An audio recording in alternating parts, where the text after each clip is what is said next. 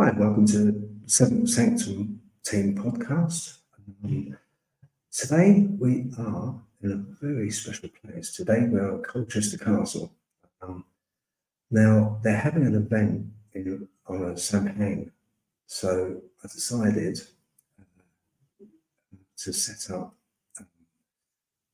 with Seventh Sanctum as Dog Man TV Hunting so that we can have some interviews.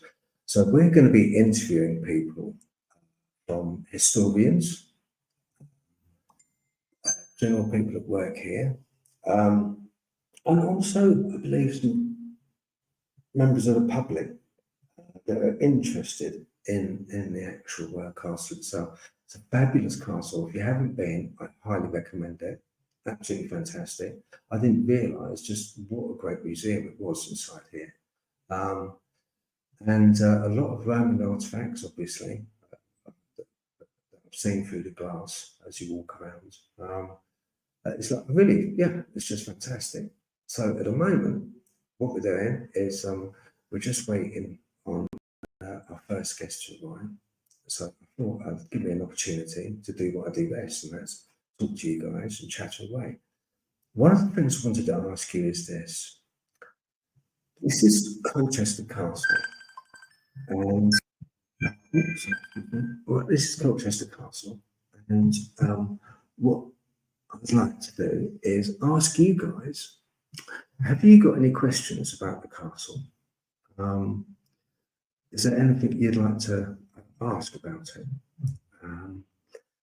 As I say, we're going to have a historian, and he's obviously quite gelled up with what's been going on here.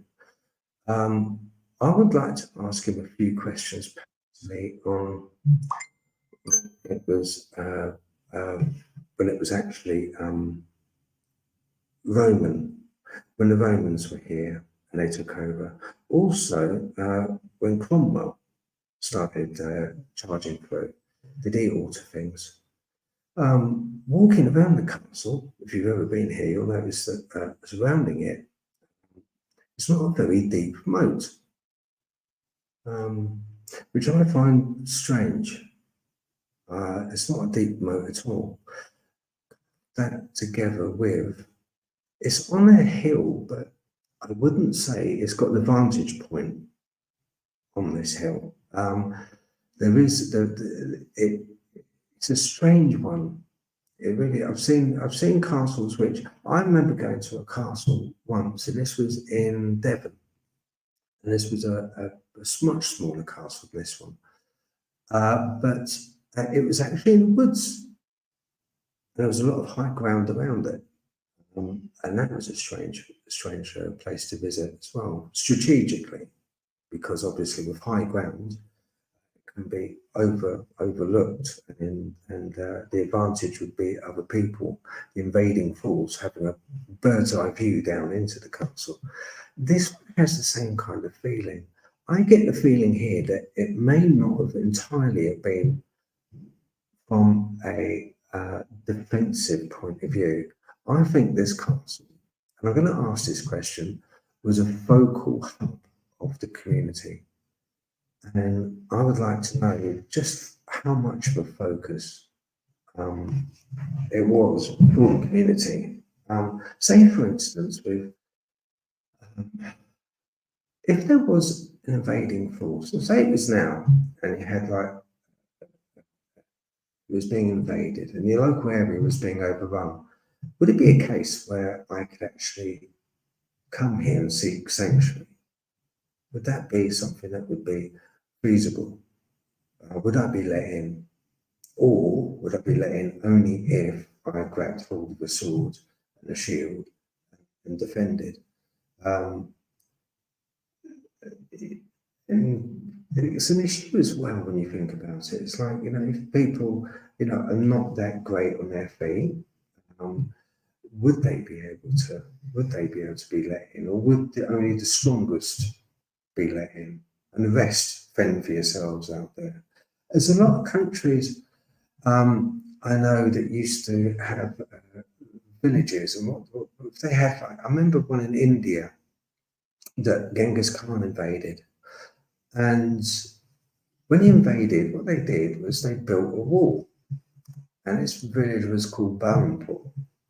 And they built this wooden wall, and around the wooden wall, it was made in two sections. An inner section where smaller logs placed into the ground, so it was made with trees, and then larger timber on the outside, and in between was clay. There was a cavity, and clay and hay was put in.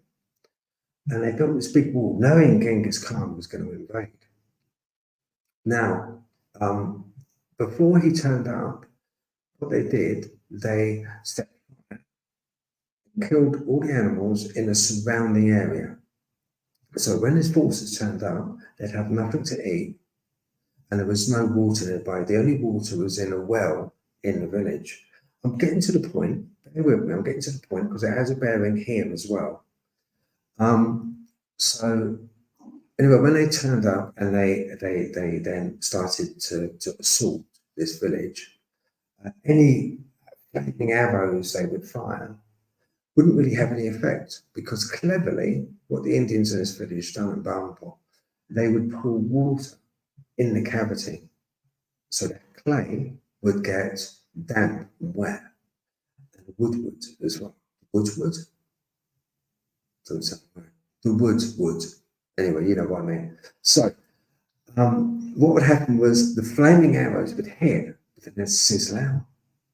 Fabulous idea. Simple but brilliant idea. So they had a well with water, and they took livestock that they needed for the siege.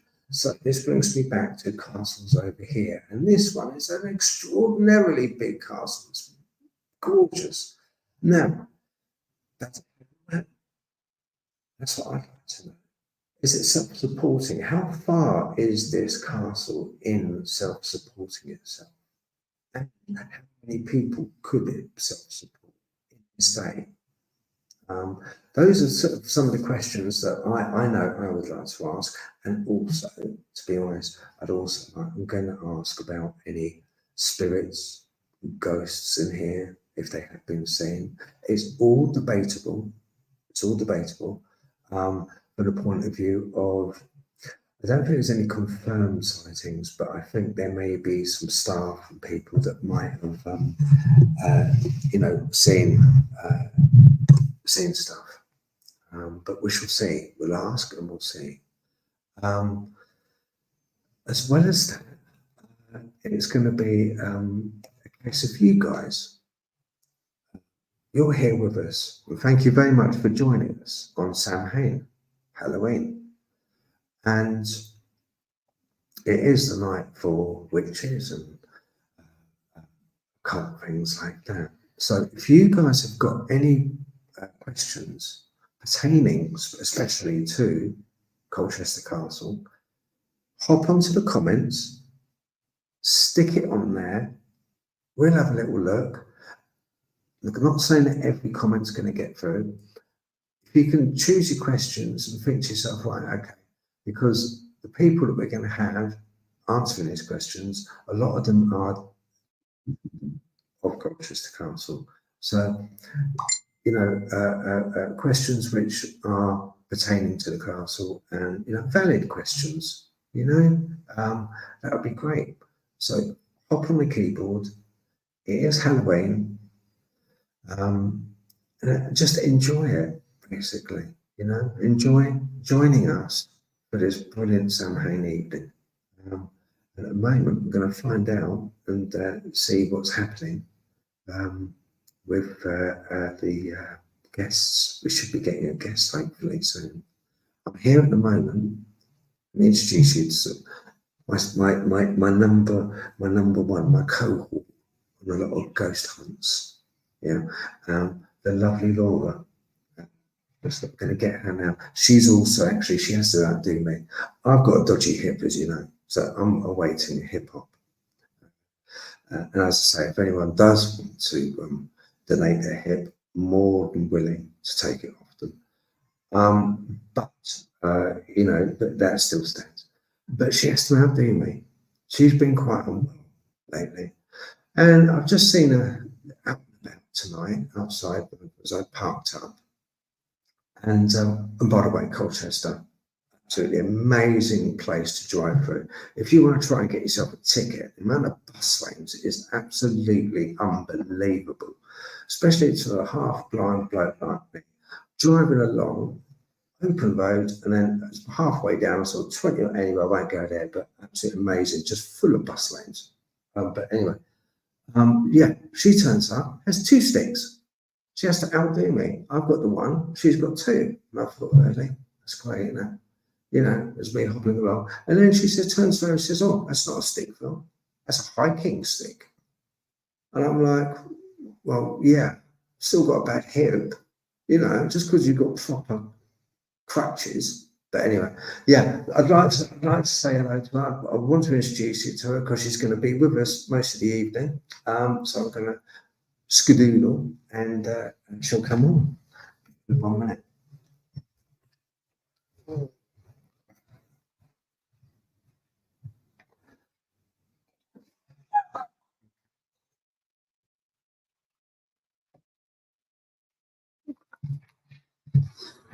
Yes.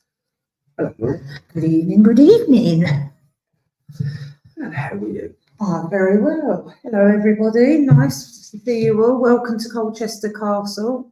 Me and Phil, really happy to see you all. And as Phil said, yes, I have outdone him. Yes. Quite well. Yeah, I can't 2 believe it. crutches. His is not a crutch, not even a walking stick. It's No. a hiking stick. It's, I can't believe it. Yeah, there's me with a hiking stick and you with 2 crutches. I just can't believe that you actually got a place in the hospital as well. Do you know, when I went to see you in hospital, Yeah. I was that close to actually kicking you out of the bed and me jumping in it instead. Just saying, just do the hip. At one point, I was just going to give it to you. I said, take it. That's a friend, by the way. Well, Yeah, it looks like he's been on a diet. you know, I'm trying to think of names now. Cletus, I'm going to call him Cletus. Cletus. Okay. Cletus, he's my Roman boyfriend. Very, very nice as well. Yes, very nice. He's yeah, come to join me it's tonight. Not much for conversationalist. No, that's how I like them. Yeah. Who cares about the conversation? Doesn't really? argue back. He sits there, does as he's told. That's just the way. Yeah, I can imagine that. Yeah, that's just how you like them. Brilliant. Yeah, amazing. What have we got on at the moment? We've got Tonya Morrison. Hello, Tonya. How you doing? We've also got Spirit Hunter. Yes, hello, Spirit Hunter. Hello, Spirit Hunter. Yeah, nice for you to join us. And as I say, we're in Colchester Castle. And if you have any questions at all, you want to know anything, there's no right or wrong, just ask away. Just like there's no right, wrong, silly answers.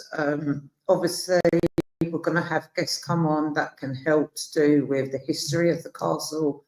Anything you want to know about the paranormal, myself or Phil will try and help you with all that. Any questions about it. We had this discussion last week about the Ouija board. We did, which is interesting because there's a lot of pros and cons to it. Like I said, like people can push it using, which in my opinion, I thought someone was. 1 or 2 were pushing. Yes, I know. Yeah, that was it. Anyone that saw the last video that Seventh Sanctum did, and that was the haunted ghost train and platform. Yes, and they did a seance and or the Ouija, wasn't it? Ouija board, and also a table tipping as well. Yes. I mean, you know, that's the thing. It's a very subjective matter when it comes to it's completely subjective, isn't it? It's not something I personally would do. I know you have. I have, but I try and do it where if there's a group of you, first off, blindfold, so you can't see where the letters are. That's a good idea. And also, like Kerry said, instead of using your finger that way, turn it over, so just the tip of your nail is just touching, so there's no way you're really... I've never seen it done like that. Yes. So instead of doing it like that, say that's different, or say, oh, I'll get it, got down there. Yeah. Instead of doing it like that, you're going to do it like that. It's a lot. You can see, look, It's difficult, isn't it? it's difficult. So, yeah. That's a good idea to do that.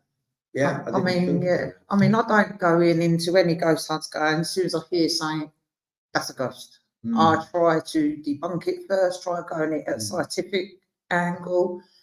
And then if I can't find the cause of what it could be, like a leaky pipe, or, you know, old houses have old floorboards and your house creaks and moans and all that. So that's a lot of it to do with the foundations of the house. And when it's old, they creak when it gets hot, cold, and that. But if I can't find the scientific way of doing it, then I start to lean into the paranormal way of trying to figure out. I don't. Do you know what? I don't know if I like the idea anyway of Ouija. I don't like the idea of it because it's too direct, and also you have to have more than one. Right? Really? Have you ever done it on your own? Have you ever tried it on your own? I have. Does it work on your own? No, not really, because obviously I'm blindfolded. Well, the only way I could do it is if I videoed it. Right. If I was by myself, then I could see exactly.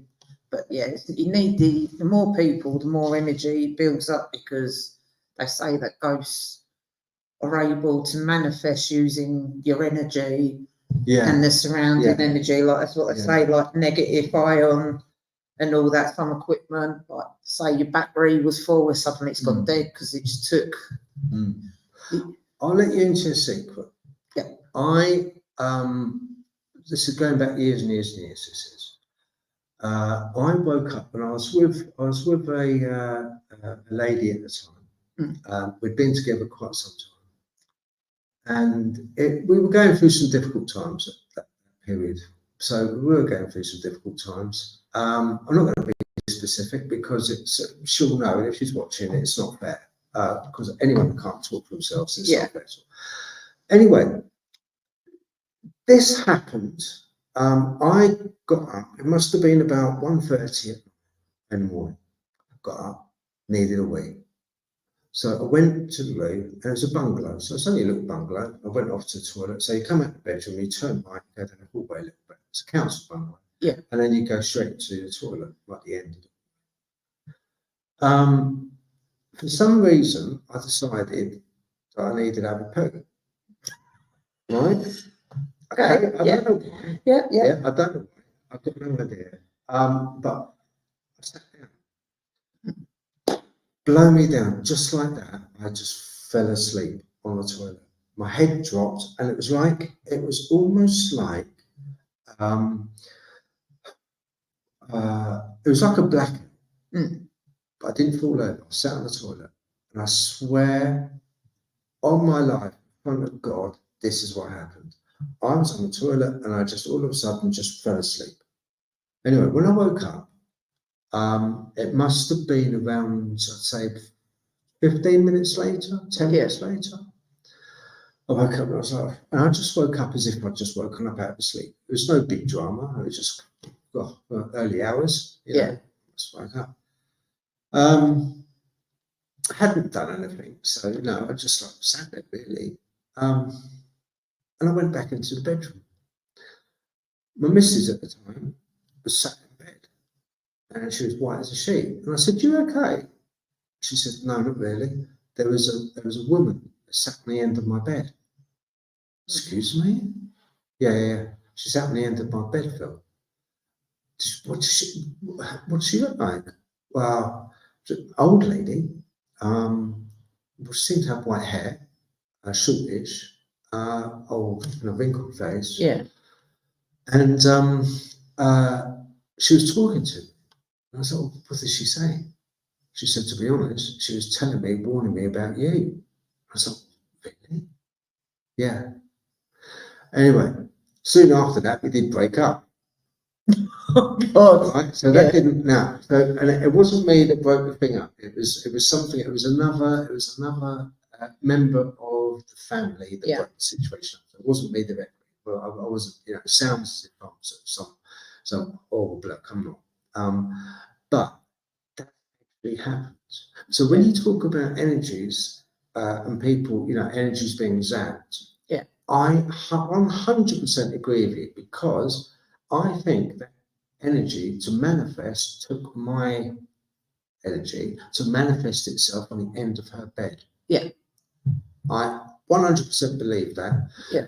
Because I said to her, I just flaked out. I said, where were you this morning? I said, oh, not again. I said, yeah. But I said, just fell asleep. I just fell asleep. I said, I only just woke up. He said, the moment you came in, Phil, she disappeared. And that's the God's honest truth. Absolute God's honest truth. So that I absolutely understand. Same bungalow, funny enough, it used to be hot air heating. Yeah. Right? It used to be horrible. So with the hot air heating, there's one central boiler with a large fan in it. Yeah. And an underfloor ductwork, which would blow hot air through each room. It sounded great, In theory. it's not really, because you start it up after summer, and the first time you start it up, you just get this blast of dust. Oh, lovely. And it's horrible. It's like, oh, really? The council come and service it at the time, but the servicing to them is coming in the door. You're all right, I've got a cup of tea. Actually, yeah, do you want a cup of tea? Yeah. I see you've got the boiler. Yeah, your boiler looks all right, doesn't it? I've had a little flick, the fan moves. Yeah. Well, don't, for goodness sake, get the hoover out and vacuum it. Don't go to that. No, I don't think I will, actually. No, I think you've got a point there. You must be of the technical mind, Phil. No, I just know how you work. So it's one of those. The thing is with this heater is it's like one of these, you used to get the radiators on the wall, they're electric, they have bricks in, fire bricks inside. Yes. An element, and they heat up. Yeah. When they're heating up, they make a clonk. Yeah. They sort of contract to expand or something. So I very often used to hear, we both did, both me and the partner at the time, used to hear someone moving down the hallway. Yeah. We put it down to the heater. And at the time, we used to watch a very popular program on TV. I think you know. So we used to watch that an awful lot. It used to be on around about 7 years ago, with a certain lady and a certain guy. So we used to watch that avidly. Anyway, we used to hear this in bed. Used to hear this like feet coming down the hallway. We put it down to the expansion of the heat. Heating up or being used, whatever. It wasn't until we were there at the beginning of summer that we actually heard it again. The heat wasn't even on. And we heard shuffling, walking, coming down the hallway. I think that was a haunted bungalow. I absolutely think it was a haunted bungalow. And I think that was also partly to blame also for the bad vibes that went on in that house. Yes. And that's probably a Which can. Anyway, where am I going with this? Why did I go on to that? Oh, ghosts. We got there, guys. We got there. We've got there. Ghosts. Yes. So if you've got any questions at all about ghostly goings on here within the castle, then please leave a comment. Let us know, and we will, obviously pass it on. Especially with the historian, the staff. Hopefully, we'll have the staff come in. Yeah, hopefully. That'd be great. And also, any other questions you might have, because this is as much your show as it is Seventh Sanctum show. It's everyone's show because it's a very special night. Oh, we have John P. Adventures on. He's French. Oh, hello. Yes. Bonjour. How are you, John? You all right, mate? Yes, Dogman TP brother. Yeah. I hope you're keeping okay. Thank you for joining us this Halloween, this Samhain. As I say, we will be having guests come up very shortly. Until then, you're stuck with me and Phil. Yeah, that's fine. And so if you've got any questions for us, then by all means, we're okay answering questions. I will answer them to the best of my abilities. Can't say they're going to be good answers, but I'll try my best. But I mean, I'm not quite, I'm a serious person, but I do take the mick quite a bit. Yes, she does. And she can half talk. Yes. I wonder who else is like that, Phil. He's like, should we go live? What should we talk about? And I was like, we'll be fine. Yeah, we might waffle, but we'll be fine. As soon as we get on, it's like, we do our own show, really. God, they come up. Yeah, that's it. Yeah, we'll just get a whole load of comments. We've got to no, stop. Please. Yeah, yeah. I don't want to get too political, but I like the budget. Basic wage going up. I like Lovely. that. Yeah, I like that a lot. Businesses being taxed. Oh, that's a shame. Yeah. But yeah, no, I like that. Yes, it was quite a good one. I did enjoy that one. Have you noticed when you've been outside here that when you walk around, there's not very much of a moat? I didn't do much walking around, Phil. I'm handicapped. I know you are. I'm Laura Two Sticks. Oh, Laura, Yeah. always everyone calls me at my work Laura the Leg. Laura the Leg, yeah. My friends come to see me in hospital and they went, "Oh, is Laura here?" They went, "Oh, what, Laura the Leg?" That's it, stuff. No. Laura the Leg, yeah. I'll come in me two stitch crutches and like, "Here she comes, Laura the Leg." And they're really nice as well, kind of, because they're the crutches that give you support. Mine's just hiking stick. Yeah, they're rubbish. I'm not gonna lie, they're rubbish. That ain't gonna help your hips whatsoever. Actually, that's from middle of Lidl, that is. As I said. Ain't much good, Phil. My two bad boys, stainless steel. Yeah. Alloy. Yeah. Absolutely amazing. Yeah. We have in the comments, we've got Simon Templar. Hey, Simon! Hi! You are very good, my lady. It's good to see you. We've got Tonya Morrison. Hello, Tonya. Hello. Cheeky Phil, come on now, laugh out loud. Yeah, Cheeky Phil. Cheeky. Yeah, cheeky. Yeah, And so we're taking this very seriously. we are. As soon as a proper, a serious person comes in the room, like a guest, Back in the room. Serious place. Serious face. Serious. Simon Templar says, "Hop along, Cassidy." Lovely face. Oh, the best one. Call me Eileen. I went, "That's not funny, guys." Eileen.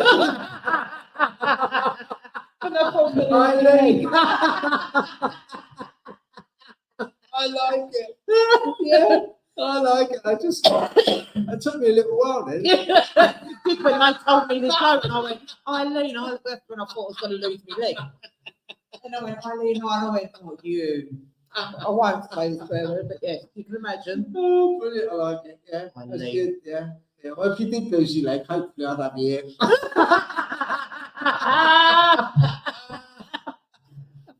Yeah, I hope you like, guys, the lighting, because originally when we came in, we had lights above us which were really, really bright. So we kind of like turned those off. Yeah. And we put highlight. But if you like that red light behind Laura, we can always change it. But I think that red light. I think it's lovely, the red light. Yeah, I think it looks pretty cool. Actually, I think it looks really cool. Yeah. So if everything's okay and looks okay to you, let us know. Yeah. If we're coming through and you can hear us, also let us know. Because we can change it before a guest comes. Serious person, not just us two weeks. So it feels all serious, and then I come into the room and it just changes. Yeah. I'll bring it down. Absolutely instantly, doesn't it? Yeah.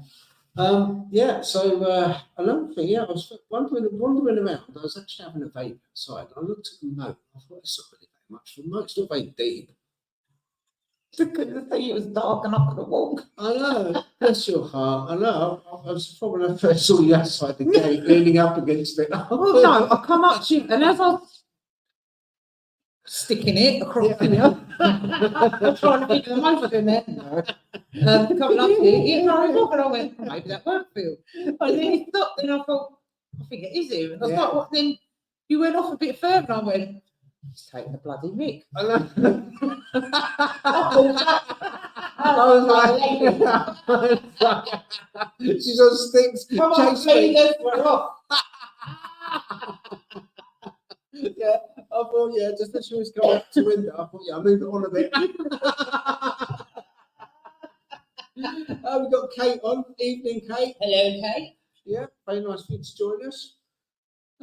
Yeah, so at the moment, to be honest with you, what's happening is downstairs they're having No, it's on this level. Is it on this level? They're on this level, right over the far end. They're doing far end. Oh, it's fun. I can't have a serious talk in here with us. They're thinking that I've seen out of Macbeth. Bubble, bubble, bubble. Yeah. Oh, but yeah, because I mean, people have said when I laugh, it sounds like an anti-tank gun. Well, I'll tell you what, the say I sound like Frank Bruno. If you see Frank chucked at my head, so you know we'll be too loud. But you know, you gotta love it, really. You gotta love it. So yeah, they're having a chat, and they're having a serious chat in another room on this level. I thought it was downstairs, but No, at the far end. On the far end, thank goodness. Let's hope it's soundproofed. Been in there, it's not. I could just imagine, just say we walked in and everyone just turned around and discussed looking at us. I'm going to get the dirty look. We heard you. Yeah. Oh, so you're Eileen. Yeah. So yeah, so that's where we are at the moment. So Yeah. they're having a serious chat. We're just having a general like Chit chat, catch up. laugh, catch up, you know. Phil, poor Phil's had to slum it with me tonight. Yeah, I love it. I love it.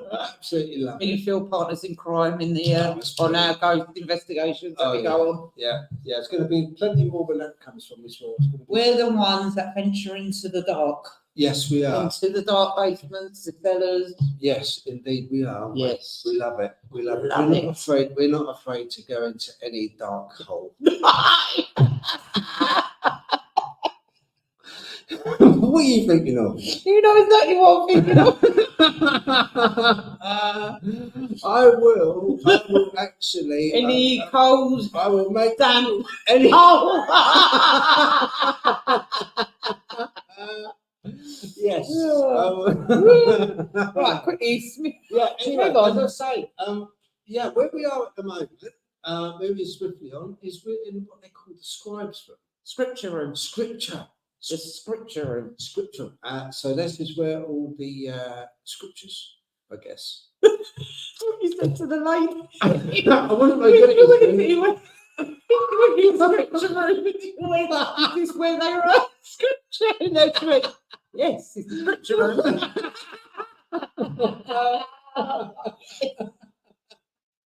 Yeah. Oh yeah, there's no flies on me. So yeah, I'm right. Okay. Yeah. Could you imagine being in here and it's your job to write scriptures? I would, It's a long way to the toilet, isn't it? especially when you're on crutches. Oh, that lift is terrible. Oh, the glass. The two glass. lifts here. It got stuck halfway up. Yeah, that glass lift is like we used the glass lift. We went in together into this glass lift.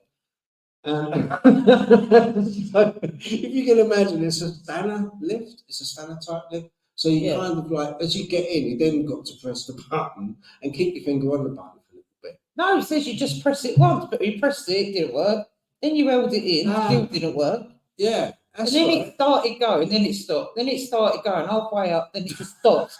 And then you're going, I'm dying to go toilet. I'm going, oh no. I know. I needed to go for a wee. Yeah, I did. And the thing is, it's like it's a glass lift. I know. So there's no hiding place. And I'm scared of heights. So it's like if you like kind of pooped yourself at the same time, it wouldn't be a good look. And a glass lift, it could have been like a scene out of you know those lifts in what was that film? Cabin in the Woods, where you've got the werewolf in one and you've got the werewolf in one and ghosts in the other, and all, and they're all changing. And all of a sudden this other lift comes along and it's Laura and Phil. Yeah, you know them videos on Facebook.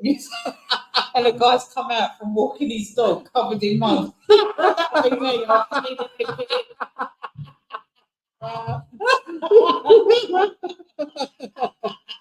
You would have had better days. Back to hospital. Yeah, we're very, very lucky to be. Well, Amy, We're very lucky to be here. this is the crochet willies all over again. That's all we need, those. Mrs. Overalls coming through.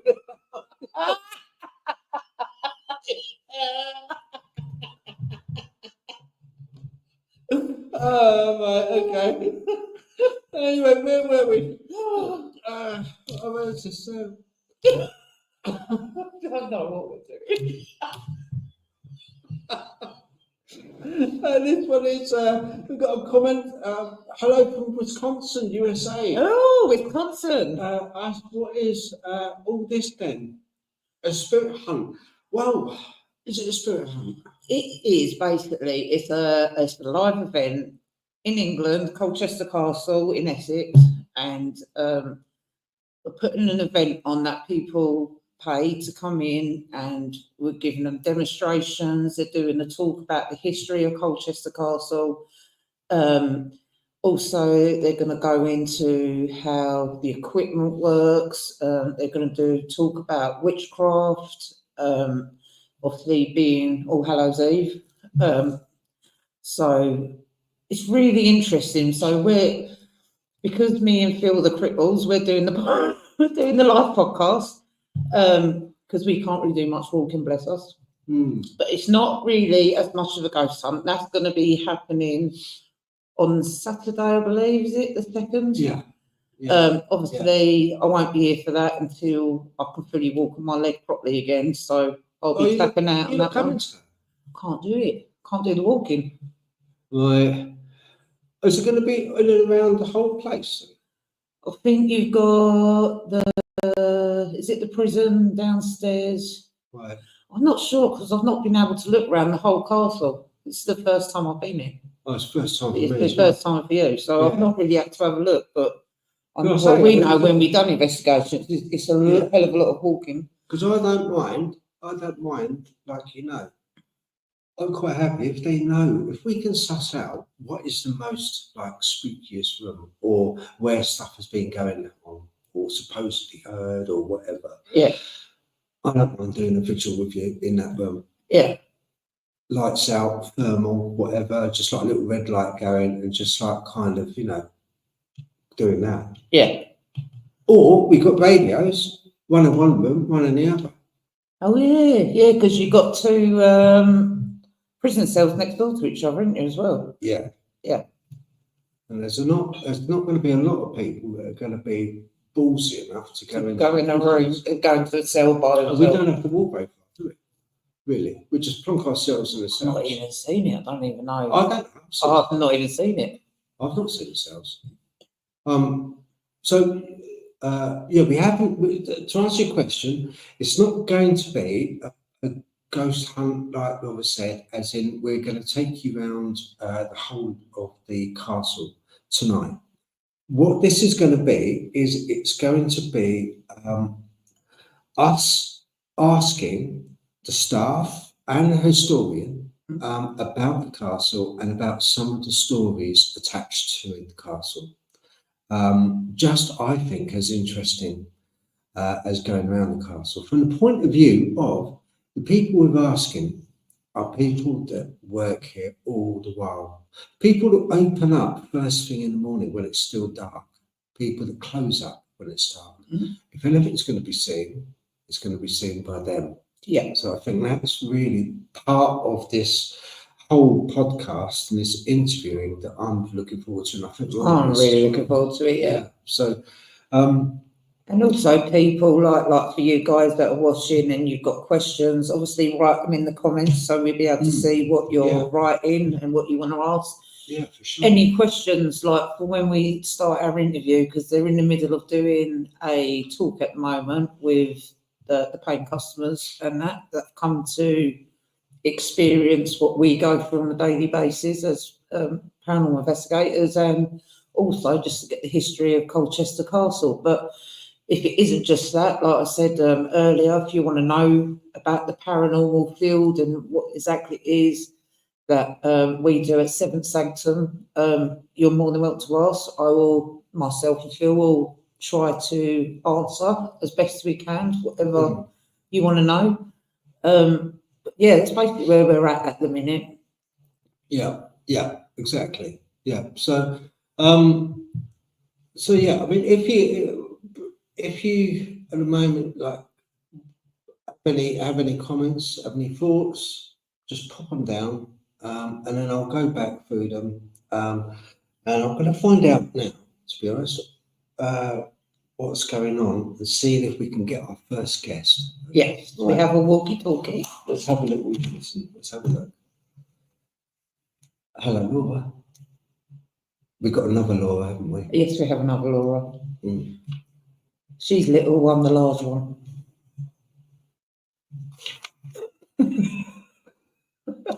Hello, Laura. I have to whisper when I talk in the radio because Having a live talk at the moment. yeah, so it's just like, you know, they're probably just not answering on purpose, I think. Oh, That's best. Hello, Laura. oh, I hear people coming. I hear a female. Yes, I can hear feet. I can hear feet. No, they've walked off. No idea who that was. No. Oh, Howie Odell. Hey. Yeah, afternoon from US, Virginia. Oh, from Virginia. Top hat. Mm. He's got a top hat.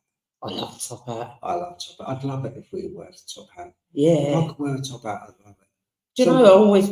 Someone can do You know, like the old school fields of top hat, and you got the women that wear little dicky bow ties and do tap dancing. Yeah, Yeah. I love all that.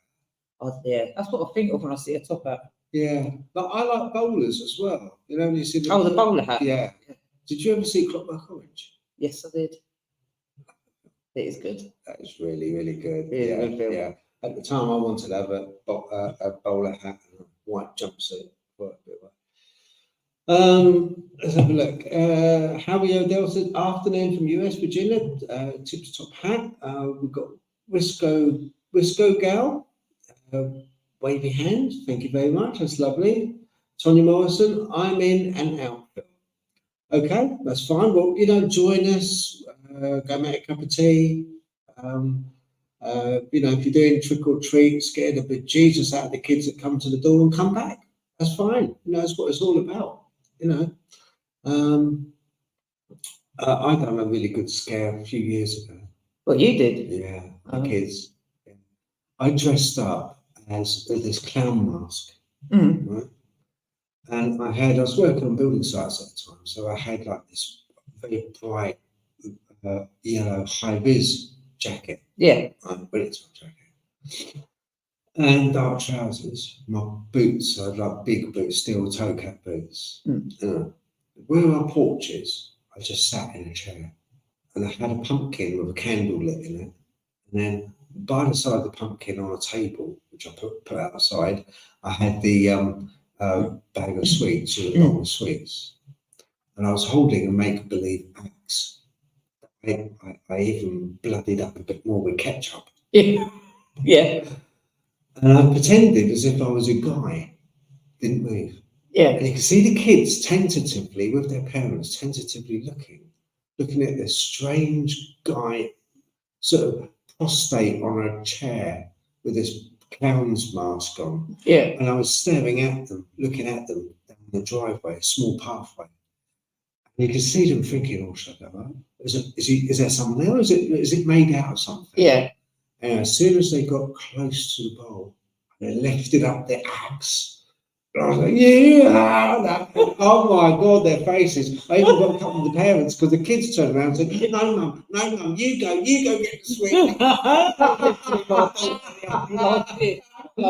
Oh, there's nothing better this time of year. There's nothing better than scaring the bejesus out of the kids. I love That's it. the one time of year you can do it. Yeah.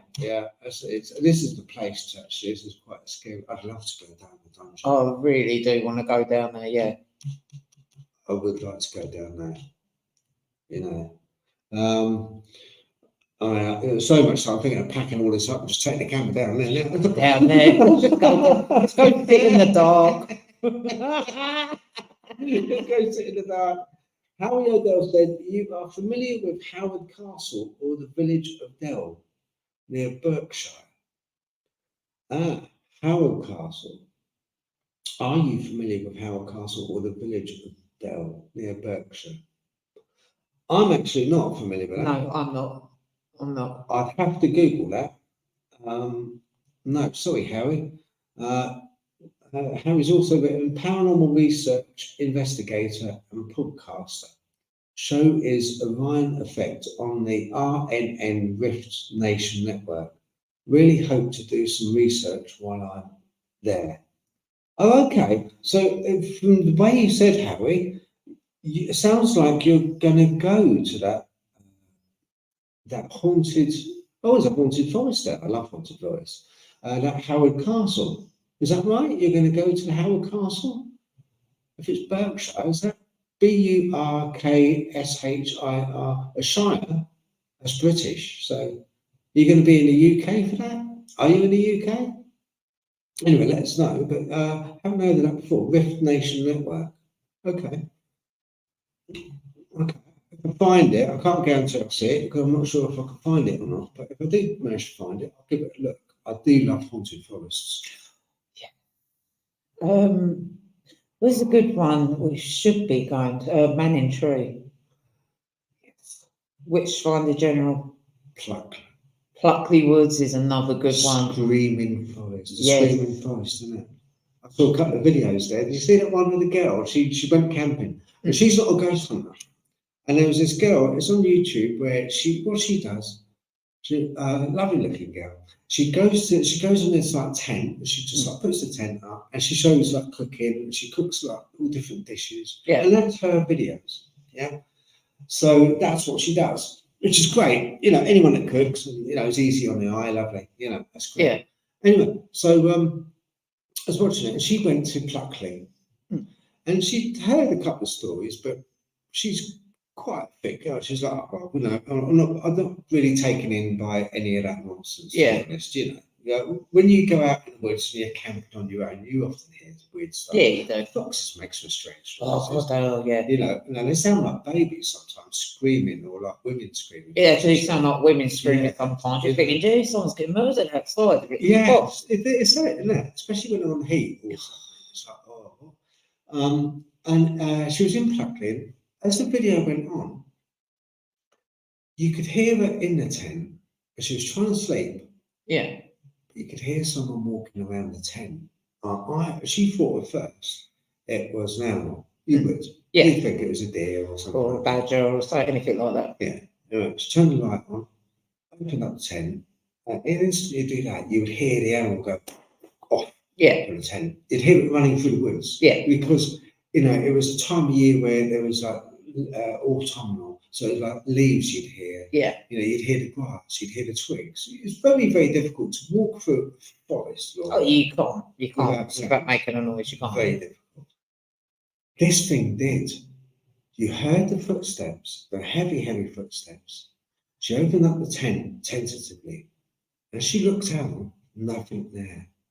Done the tent up again, the footsteps continued, and they seemed to be pacing round the tent. Yeah. And it was really odd. Then she found this abandoned car. And this car it wasn't a car, it was a bus. It was a blinking bus. And it was surrounded by trees. So how the hell? These trees were mature trees. Yeah. Right? Not great oaks, granted. Yeah. But it must have been at least 50 years old, these trees. Yeah. They were like mature trees. They weren't just salads.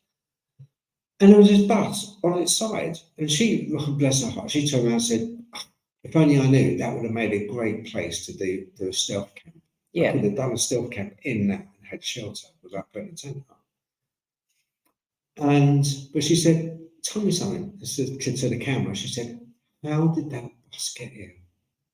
It makes you wonder, doesn't it? Yeah, it does. On its side of all the trees, and it was quite a modern bus. Yeah. It wasn't an old one. It wasn't ancient. And you think, oh, that's odd. Then the next night, she heard in a distance shouting. And she thought it was like guys having a fight or having sort of like some aggravation going on. Yeah. It wasn't. There was a conversation going on in a distance, but a heated conversation. Yeah. And she heard, and you heard it on camera. I could hear it. And it was fascinating. And it was even more fascinating because the girl didn't believe in any spooky nonsense at all. Yeah. Didn't believe in it. But she turned around at the end, Laura, and she said, do you know what? I can't explain that. Yeah.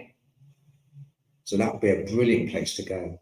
Yeah. I love, Kerry's been there, Kerry Ann. Is she? Yeah. And she thought it was, I mean, this is a funny story, but they was doing an investigation there. And I wasn't there for this one, but it's quite a few years ago. And she was doing an investigation, and they heard all this rustling in the bushes, and there was an abandoned tent in the middle, like where they were. It's been there for a while, battered, holes ripped, and all that. And they kept hearing rustling, and Kerry's very nervous in any kind of situation like this. She don't do well with open spaces like that. And it's just kept rustling in the bushes. And the next thing you know, this badger come running out. You've never seen Kerry run so fast in your life. She jumped on the back of her friend and they're running as this badger's chasing them. Oh, just like it could only happen to Kerry. I can't blame her. I can't blame her. When you're in the woods, it's a totally different vibe. Different vibe, isn't it? To the daytime, to the night, 100%. Absolutely, totally different vibe. I love it. We've got some new comments. We've got Simon Templar said, like Fred Astaire and Ginger Rogers, putting on my top hat, laugh out loud. Well, that's quite right. Yeah. I wish I could sing that song, but you wouldn't want me to sing. You really wouldn't want me to sing. It's not a good choice me singing. Although I sound really good in the shower, but to other people they kind of like, no, it's not good. Harry O'Dell said, are you familiar with Harrow Castle? Yeah. Oh, he wrote Direct Descendant. Direct Descendant. I know of the haunted forest there. Look forward to coming home soon. Well, that's interesting. Harry O'Dell, that is very interesting. Direct Descendant. And I would especially like to know, we would like to know more about that haunted forest there in Berkshire. Yeah, I'd like to have a look. We'll have to look it up. Yeah, if you can get in contact with us and let us know then about that and anything that you know. I mean, if you related, you're a distant relation, and that's even better. You know, if you've got a story behind there, that's excellent. I'd love to know. Paranormal research investigator, Harry O'Dell. Yes, I hope to return home and the village. I'm not as of yet, but hoping in 2025. Oh, I'm lovely. going to come over in 2025 and go to that village in Berkshire with the haunted forest.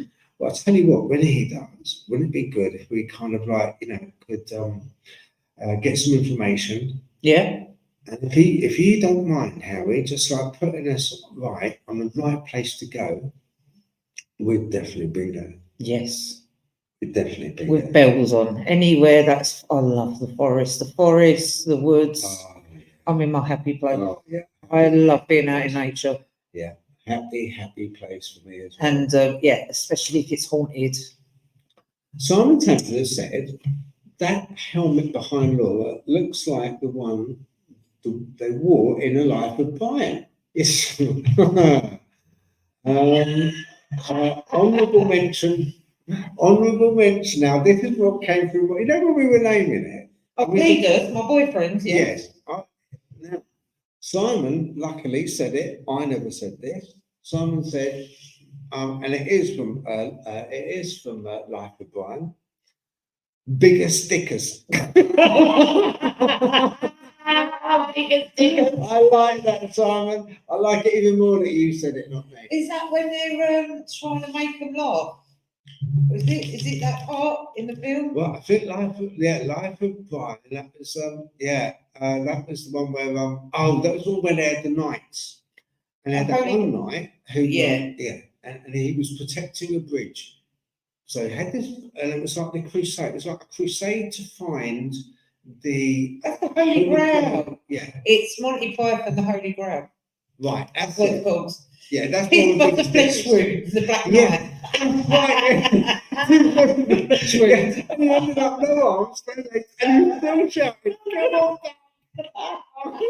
I'll bite your ankles." He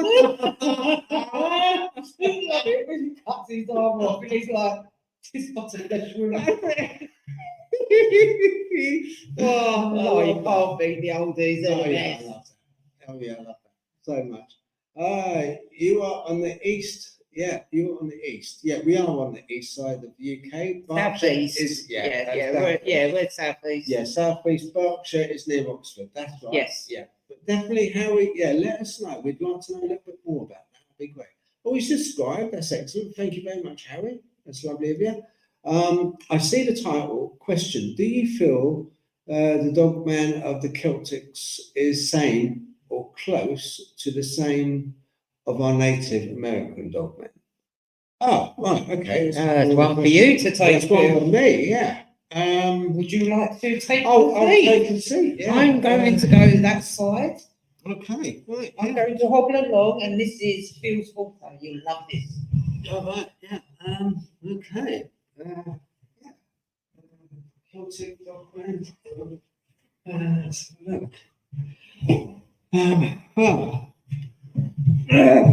have a look. Well, right. What was the question again? Do you feel the Dogman of the Celtics is the same or close to the same of our Native American Dogman? Right, okay. Well, not to put too fine a point on it, I believe there's 3 different types of dog.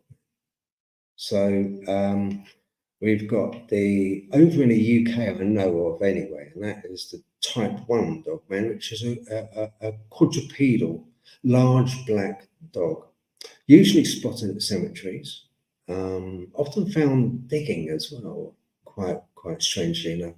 You find it if there's an old burial mound or old standing stones. Take, for instance, the Hound of the Baskervilles with Sherlock Holmes. That was loosely based on a true story, a true account that Sir Arthur Conan Doyle took and utilised and worked upon. But yeah, they're very often seen. That's a type 1. Red eyes, sometimes green, and it predominantly in the UK is spotted in Norfolk, Suffolk areas, called Old Shook. Then we have in the UK another type of Dogman, which is the type 2 Dogman. Now that is quite, I've seen that one myself. I've seen a type 1, which is a quadrupedal, and I've also seen a type 2. Type 2 is more gorilla type. It's very stocky, very big. His face is quite wide, like a gorilla. Really quite ugly.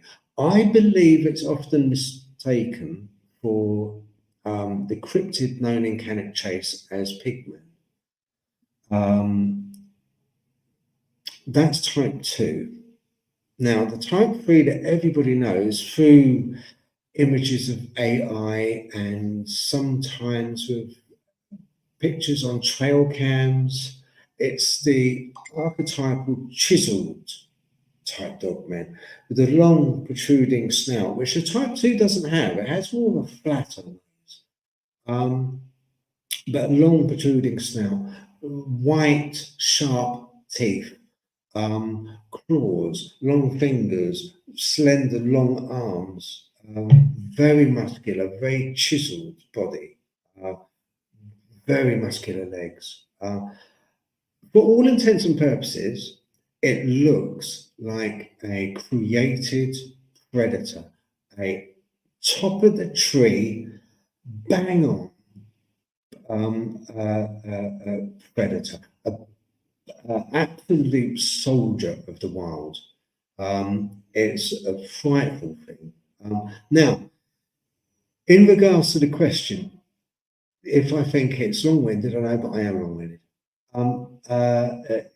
Is it equated to the accounts in America? A lot of times, yes, I do believe it is. And that is a type 3 dogman related to the ones in America. And I'll tell you for why. Very often, when the dogman's spotted, it has traits. And these traits, one is, in America, if it gets shot, and someone fires a gun at it, very often these credible witnesses will turn around and say, I fired a gun. But the bullet didn't seem to do anything to it. It just either went through it or bounced off it. The same thing tends to happen here, not so much because we don't have, it's not so widely used that we carry guns, it's mostly farmers that do, or people that clay pigeon shoot and things like that, or have a specific license for a reason to hunt over here. But you often get it where the dogman will appear like that. The next minute, it won't just fade away, it will just disappear, almost like it morphs out. Kind of, and both have the same trait, both in the US and the UK. Both look very similar, and both act very similar as well. They seem to have that same thing of instilling a sense of fear, but it's a strange. So when you are close to an entity like this in the woods, I have been close to one, not a type 3, a type 2, and a type 1. Still, I get the same sense. It's strange. The only way I could explain it really is you get this feeling of dread and fear, but you can't keep your eyes off it. You have to keep looking at it. There's something which draws your sight. It's almost as if it wants you to see it. It wants you to see this entity. It enjoys you being scared. Very often, both in the US and in the UK, they say, and this is a strange thing to bring up, it smiled at me. You think to yourself, I, like other people, have got dogs. And on the odd occasion, I've taken a photograph where Ruby, my black and white terrier, there's one photo where she's running through long grass and sun. And her face, you can see on her mouth that it's almost like curled up a little bit. She's like smiling, you know, you can almost make it out. But it's an interpretation I'm making. But what is different is the witnesses are very clear on the fact that this entity smiles as if it's taking a joy in the fact that this fear is being instilled into the witness. It's enjoying that fact. So I think, long and short of it, look, at the end of the day, we've got two very old cultures. We've got in the UK, this thing goes back hundreds and hundreds, if not thousands of years. Under different guises, under different names, associated in different ways, but the entity itself of a werewolf, dogman type cryptid being is written about in old scriptures. I mean, it goes back to the Samhain, which is, if we take India, for instance, you have the Samhain, which are a race of beings which very intelligent. They couldn't speak, they could bark at each other. That's how they communicated, but super intelligent. When they were portrayed in old tablets and manuscripts, they often wore robes. They had human bodies. They had arms, legs, they were bipedal. They were walking on two legs, like a type 2 and a type 3 document. Like in the US, they're seen on bipedal, on two legs. So, I think there's no smoke without fire. Going back through the years with all the documentation, even with the carvings, the wood carvings you often see, I think that there is no smoke without fire. And I truly, honestly believe that these entities are one of the same. I honestly do believe that they are one of the same. And we should really treat them as that. A lot of times where we go wrong, and this goes for ghosts as well, and ghost hunting, I've got to say this, it's the classification which confuses a lot of times. People classify in different cultures, they will use, I wrote on my Facebook about this, they will use their era, the time they're living in will depict the type of description given to, say, a ghost. I remember being a kid, and when I was a kid, the archetypal ghost, the ghost would be a sheet with eye holes, and the only sound it would make would be chains. My grandma told me about this once. In her house, there was a ghost. Well, not her house, it was Auntie Sissy's house. There was a ghost in there that Granddad saw. And this is on my mother's side. And this was up in Suffolk. And Granddad went to do some work at Auntie Sissy's. And on one occasion, he said that he heard chains rattling at night. So is it because the era they were living in at that time? It's like UFOs. Years ago, people saw UFOs and people depicted UFOs as blimps, airships. Whereas when I grew up, it was very much a case of the UFO shape, the sorts of shape with a dome on top. Now, I was talking to the step grandkid, and I said, "Oh, have you seen the UFOs?" Or he said, "No." He said, "I've seen it on TV, but I know what you're talking about." But he said the triangles. I said, "No, hang on a minute, not necessarily. I've known them to be the UFO shape with the dome on top." So we get different classifications dependent upon the era we're living in, because that reflects the manifestation to such a point, in such a point, should I say. Yeah, do you get what I mean? It's like kind of, the UFO now, a lot of people see triangles. Dogmen years ago, I mean, take for instance the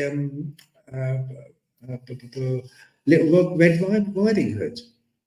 Very old Little Red Riding Hood, and a wolf, dressing up as grandma. Oh, what big teeth you've got. Possibly. Could be. Is it interpretation? Once again, it's that era. We live in certain eras, and that certain era, one time, like I say, we depicted UFOs as airships. I think Galileo did. I'm sure I saw a drawing once or something where airship, UFO was depicted, and it looked more or less like an airship. And you think to yourself, hang on, why didn't they back then see? Because the technology would have been there, because they would have been, or are they different beings, different species at different times that are coming. It's the same with ghosts, exactly the same here. This is what I'm talking about with Colchester Castle.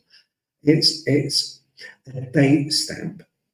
This is what I like about the place. This is why I'm interested to talk to somebody, really, and talk to anyone, really. Because this place is a date stamp in time that has grown. So you've had eras going through it, right from Roman times right up to now. So it's been vulnerable and open to different interpretations at different eras, which must have had an effect on the building itself. You think of all the residual energy that would be held within the walls itself as well. Yes, exactly. I mean, is it a active haunting? Is it a residual haunting? Yeah. Which is, people that don't know what residual haunting is basically they don't realise they're dead. They're just going through their day-to-day life and they don't even know we're here. They don't see us, don't interact. We're not here to them. They're just living their everyday life. That is what you'd call like a residual haunting. Is it active where they're intelligent? If you ask them questions, can they answer back? Can they knock if you ask them? Can they move things if you ask them to move things? Do they show up? I mean, sometimes even in residual, you'll get like orbs and lights. That's obviously part of a residual haunting. But if you're getting an intelligent answer back to your questions, then you know that is an active haunting, an intellectual person, like ghost that knows what is going on. Howie has also said, thank you for taking my question. Truly appreciate the definition you gave. It is interesting to me because the action, smells and ability to hide or disappear in the same as our Bigfoot. But it's also said, thank you, I too agree with you on that. Also, Simon Tempers asked the question, do you think some of these cryptids either have incredibly long lifespans or can they self-reproduce? Right, interesting. No. This brings me on to another theory that I've got. Now, I came up with a theory called the everything engine. And what I believe, Laura, is I believe that I'm just going to come out and say it. I don't care because I'm in that mood. I'm in that mood. I'm in that mood. You know when I get in that mood, I just can't help it. I'm just going to get it verbally. Get it out. Everything has a timeline. Yeah.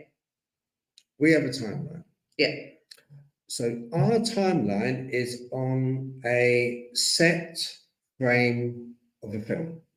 Yeah. And that film is going along and we're on that frame. So we can't see that frame in front of us or the frame behind us. It's just poodling along. That's what it is. And we're going 35 frames per second. And that's all we know. Yeah. Because we can't go any faster. We can't go any slower. We're just on that.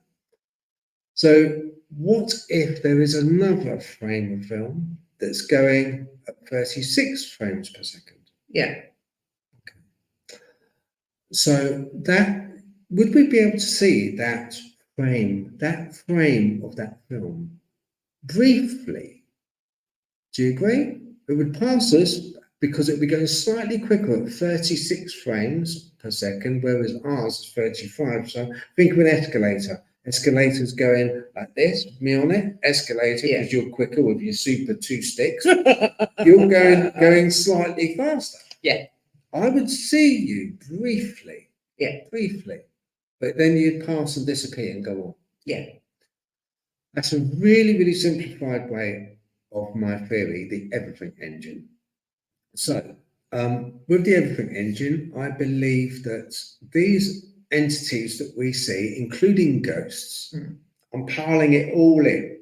Ghosts, cryptids, UFOs, the works. I'm piling it all into one centralized theory.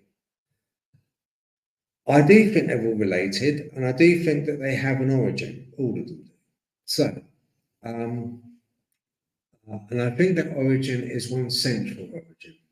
Now, why I think they're connected is because they seem to hold the same traits.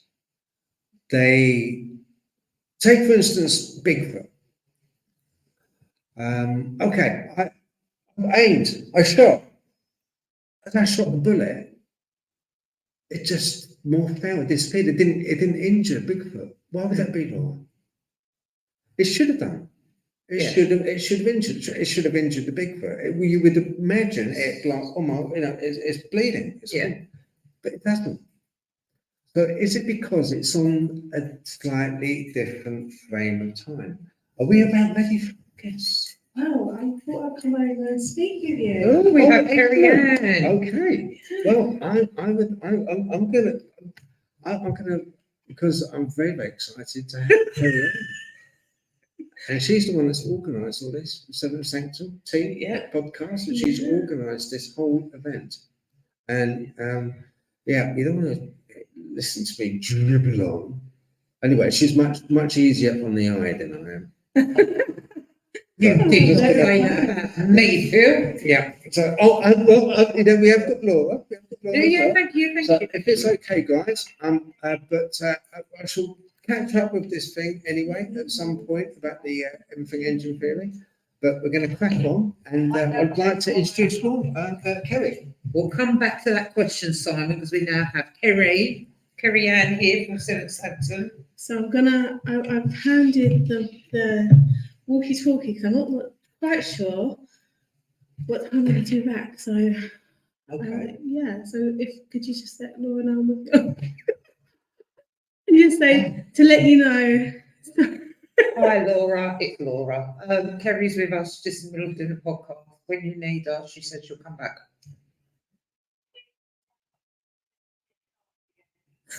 Oh, that was quick, damn. No.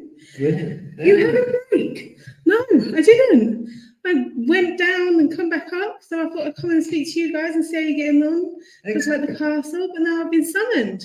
So where have you been? So we have been in front of the Gaia. We have been in front of the Gaia display in Colchester Castle. I'm currently doing a guided meditation. We're looking at Samhain. We're thinking a little bit about what we need to release, as with the wheel is turning now. We're going into a new year tomorrow. So what we're looking to do is just write down what no longer serves us, and then we will be doing a ritual at some point after the event where we release what no longer serves. We'll be doing that for everyone on their behalf. So so that's what we've been doing so far.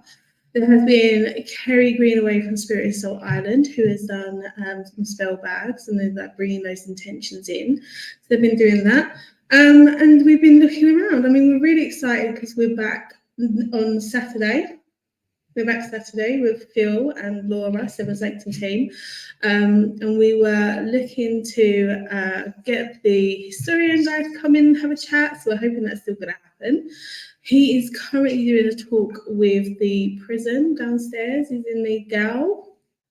Is there questions? I'm just rambling. No, I mean we've been about cryptids actually. Oh really? I've been killing time. We have been trying to kill time, yes. Because we're killing a bit of time, so we're just like kind of chatting about them. So it's Rambling, like, Do you know what? there's my boyfriend Cletus behind you. We're about to start my next activity. I'm going to ask some of the guests to pop over and talk about ghosts with you guys. Yeah, Right? Yeah. I will send them over. So what I'll do is say thank you to everyone that's watching so far. Again, we will be here on Saturday conducting an investigation.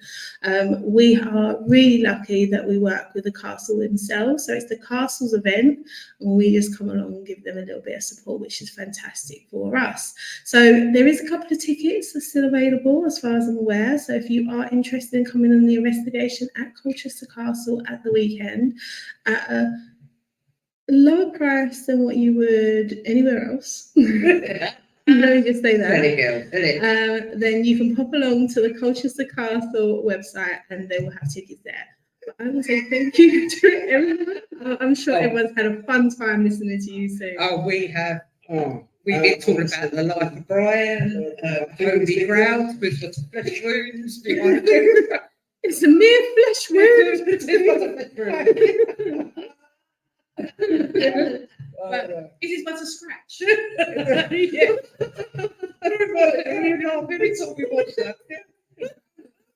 I'm going to send you some guests still.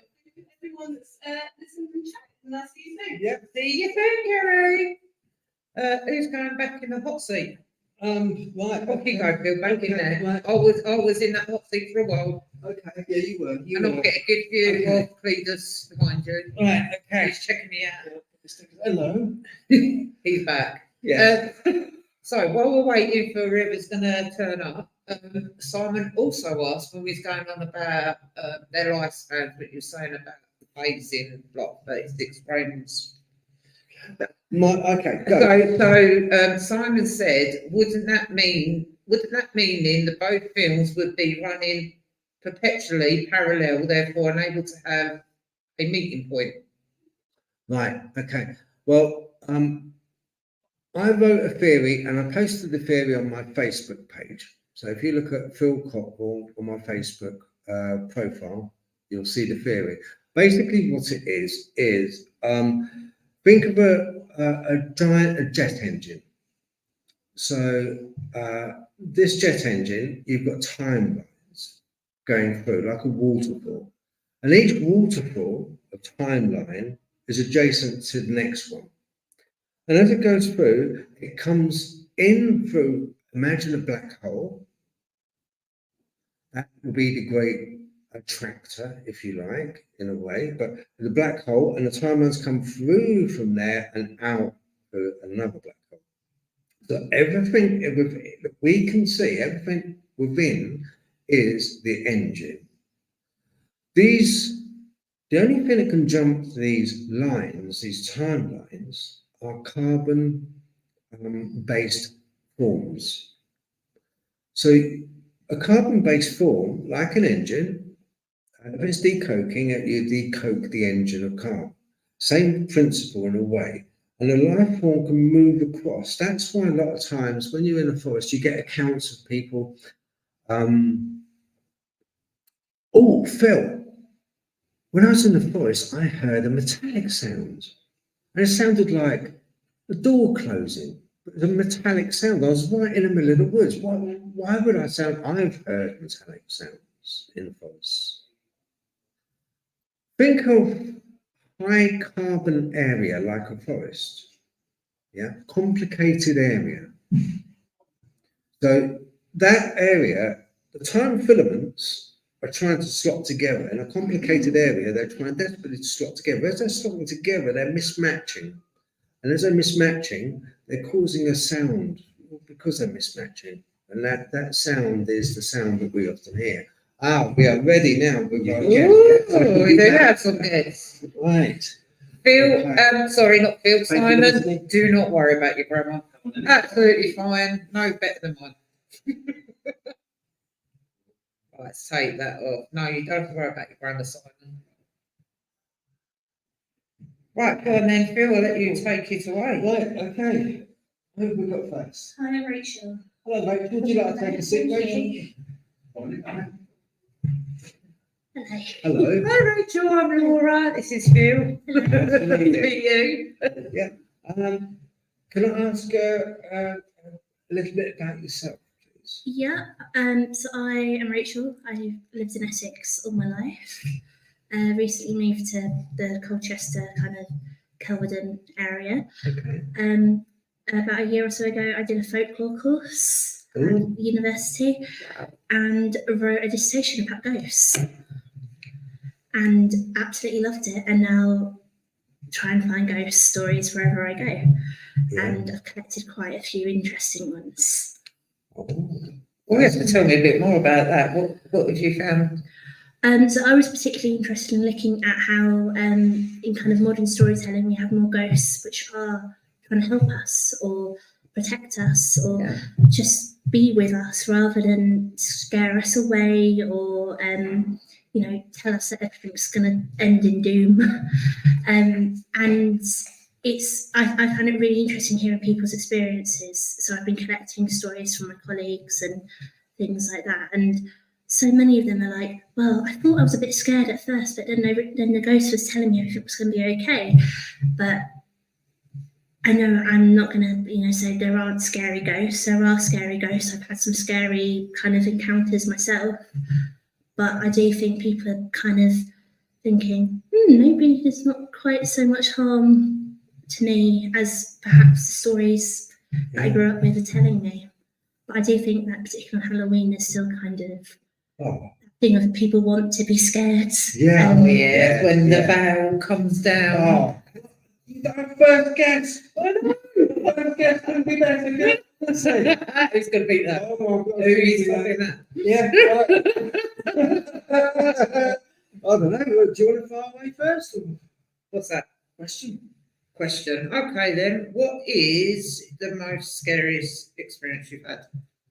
I think it's probably the very first experience I had because I couldn't explain it because I was a kid and everyone around me was kind of just treating me like I was absolutely mad, like it wasn't happening.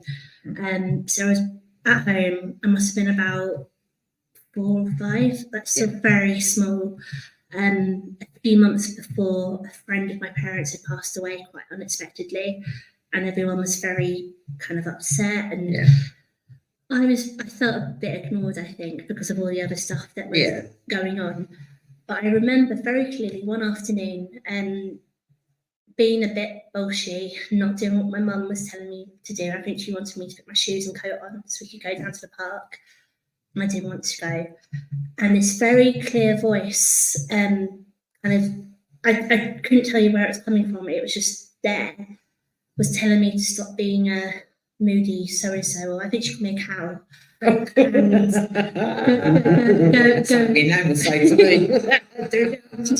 She said, go and put your wellies on, go and put your coat on, do what your mum says.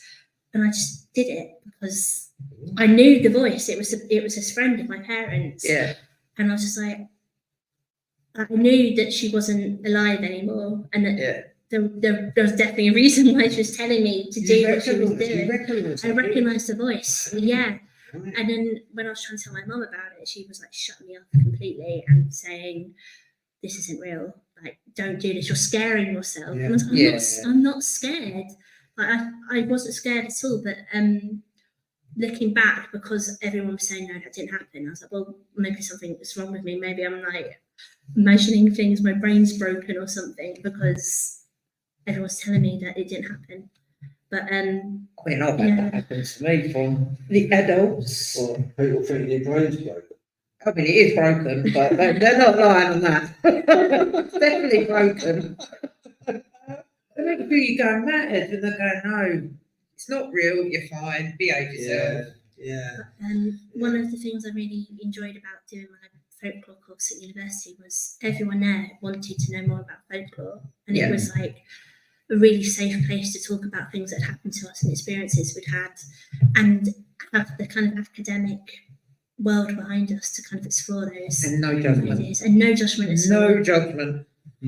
What's your favourite folklore? Well, ghosts are definitely top of my list at the moment, but I kind of first got into folklore through witchcraft and Essex witches and stories about that. So I've been to Colchester a lot of times to see what's going on with the stories there. Yeah. But I also have a very soft spot for Epping Forest. I want to go there. So that's good. Epping Forest. No, I've not been there. Epping Forest, brilliant. Is it? I live there. It's lovely. I didn't know that. I go there quite a lot. Yeah, I go there quite a lot. Yeah, it's brilliant. That's where we were going to go. Do you remember the sword? Oh, yeah. The fishing lake. With Adam, yeah. Where is he? Is he good? Oh, I thought he'd be on me then. I've got a question for you. I've got a quick question for you. Okay. So, in regard to folklore, and does the story in folklore, is there a correlation between the story told and the story handed down? So basically, the story handed down and the story written, should I put it that way? Is it a case that you are detailing stories in folklore which are handed down by word of mouth, or are they stories which were actually written about? So what I would say is that folklore is fantastic because it can be both. And one of the things that I looked at when I was doing my ghost story project was about how things that started off as being spoken word.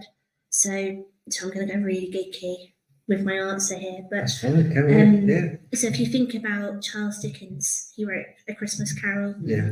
That was originally a periodical in the newspaper, but it then turned into like a stage show, which he performed as a kind of one-man band kind of thing.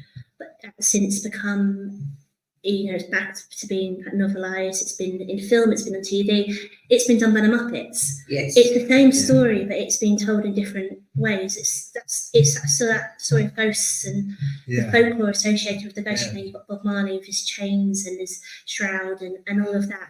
But it's kind of building upon each other. Yeah, A bit like Scrooge, a bit Bill Murray. Exactly. Yeah. I love Best that version. I That's love good. that version. I like and when that the is lift, really good. when they've got that lift and he opens up. Oh no! It's terrifying. So the stories, the folklore stories, how accurate would you say, while studying, looking at them, would you say they're kind of the accuracy within that folklore story? Because we're talking about stories which go back hundreds of years. But do you see? Do you look for traits within that story? Do you look for markers? Yeah, Which are kind so- of like, hang on. Well, yeah. What I studied in my course was we looked at folkloric motifs. So stories from around the world have similar kind of ideas being presented in them. So you'd be able to say, right, all these stories over here have got a story of a talking fish. Or all these stories over here have got a story of someone coming back to life after they've been killed. Yeah. So you're kind of looking to see what those similarities, but you might also be looking to see the differences. So you're not necessarily looking to see if this story here is accurate for being from that particular time or that particular region. You're looking at how the people in that area have used that story and how it might correlate to other stories from the same time. So if you think about Arabian Nights, 1001 Tales, you'll find slightly different versions of that from across the immediate area that it's thought to come from. Yeah. But it doesn't mean that one of them is more accurate than the next. It just means it's a different version. It's one of the things that I kind of think about with this is if you think about music and how people do cover versions of music, it's still a brilliant song most of the time, but you're not saying one is better than the other. It's kind of people take it and play with it and run with it and see how it plays out. Okay. Got it. So one of the bits in my project, so I'm really talking, there's loads of people waiting to talk to you, but I looked at the BBC TV series Ghosts and how it uses folkloric motifs around ghosts to kind of hook people who might already be interested in ghost stories, but then play with them to make a new original story. Yeah, I like that. I love that. Do you know what I liked about that series the most? The caveman. You never see a caveman ghost. Why am I not surprised? That was your Brilliant. Have you ever wondered about that? Why don't we ever see ghosts which are like, old or dinosaur ghosts? Or why don't we ever? Well, you know why they exist. The question I get asked a lot is why don't you see like chickens? They're chickens. And there is actually a quite interesting story of a ghost chicken in London. So there is actually ghost chickens. But I get you, like why don't we have all these other ghosts running about? And then I would say to you, okay, look at different theories of ghosts. Cavemen might not necessarily fit like stone tape theory because there was no buildings for them to be recorded on tape. They might not necessarily fit time loop because each day for a caveman might have been very different. They might not have been repeating actions the same every day. So when you know the kind of law, you can kind of talk out the theory.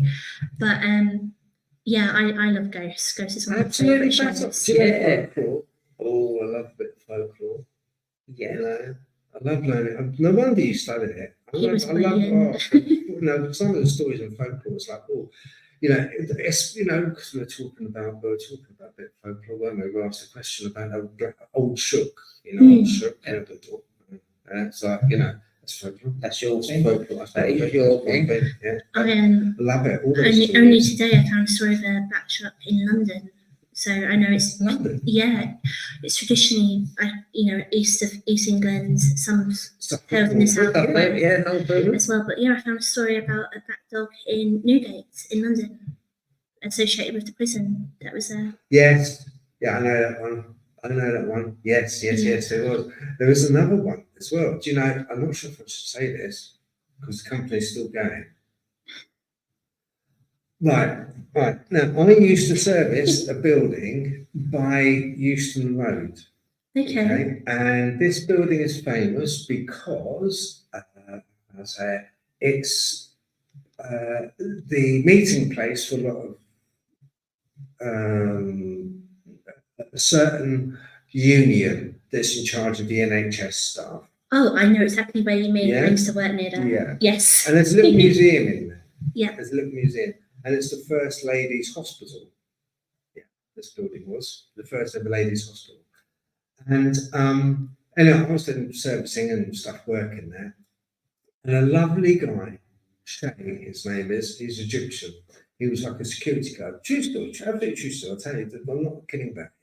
He said to me, he said, oh, if you go in the cellar and you hear a dog, don't worry. I was like, excuse me? He said, no, just, if you hear a dog barking, or don't worry.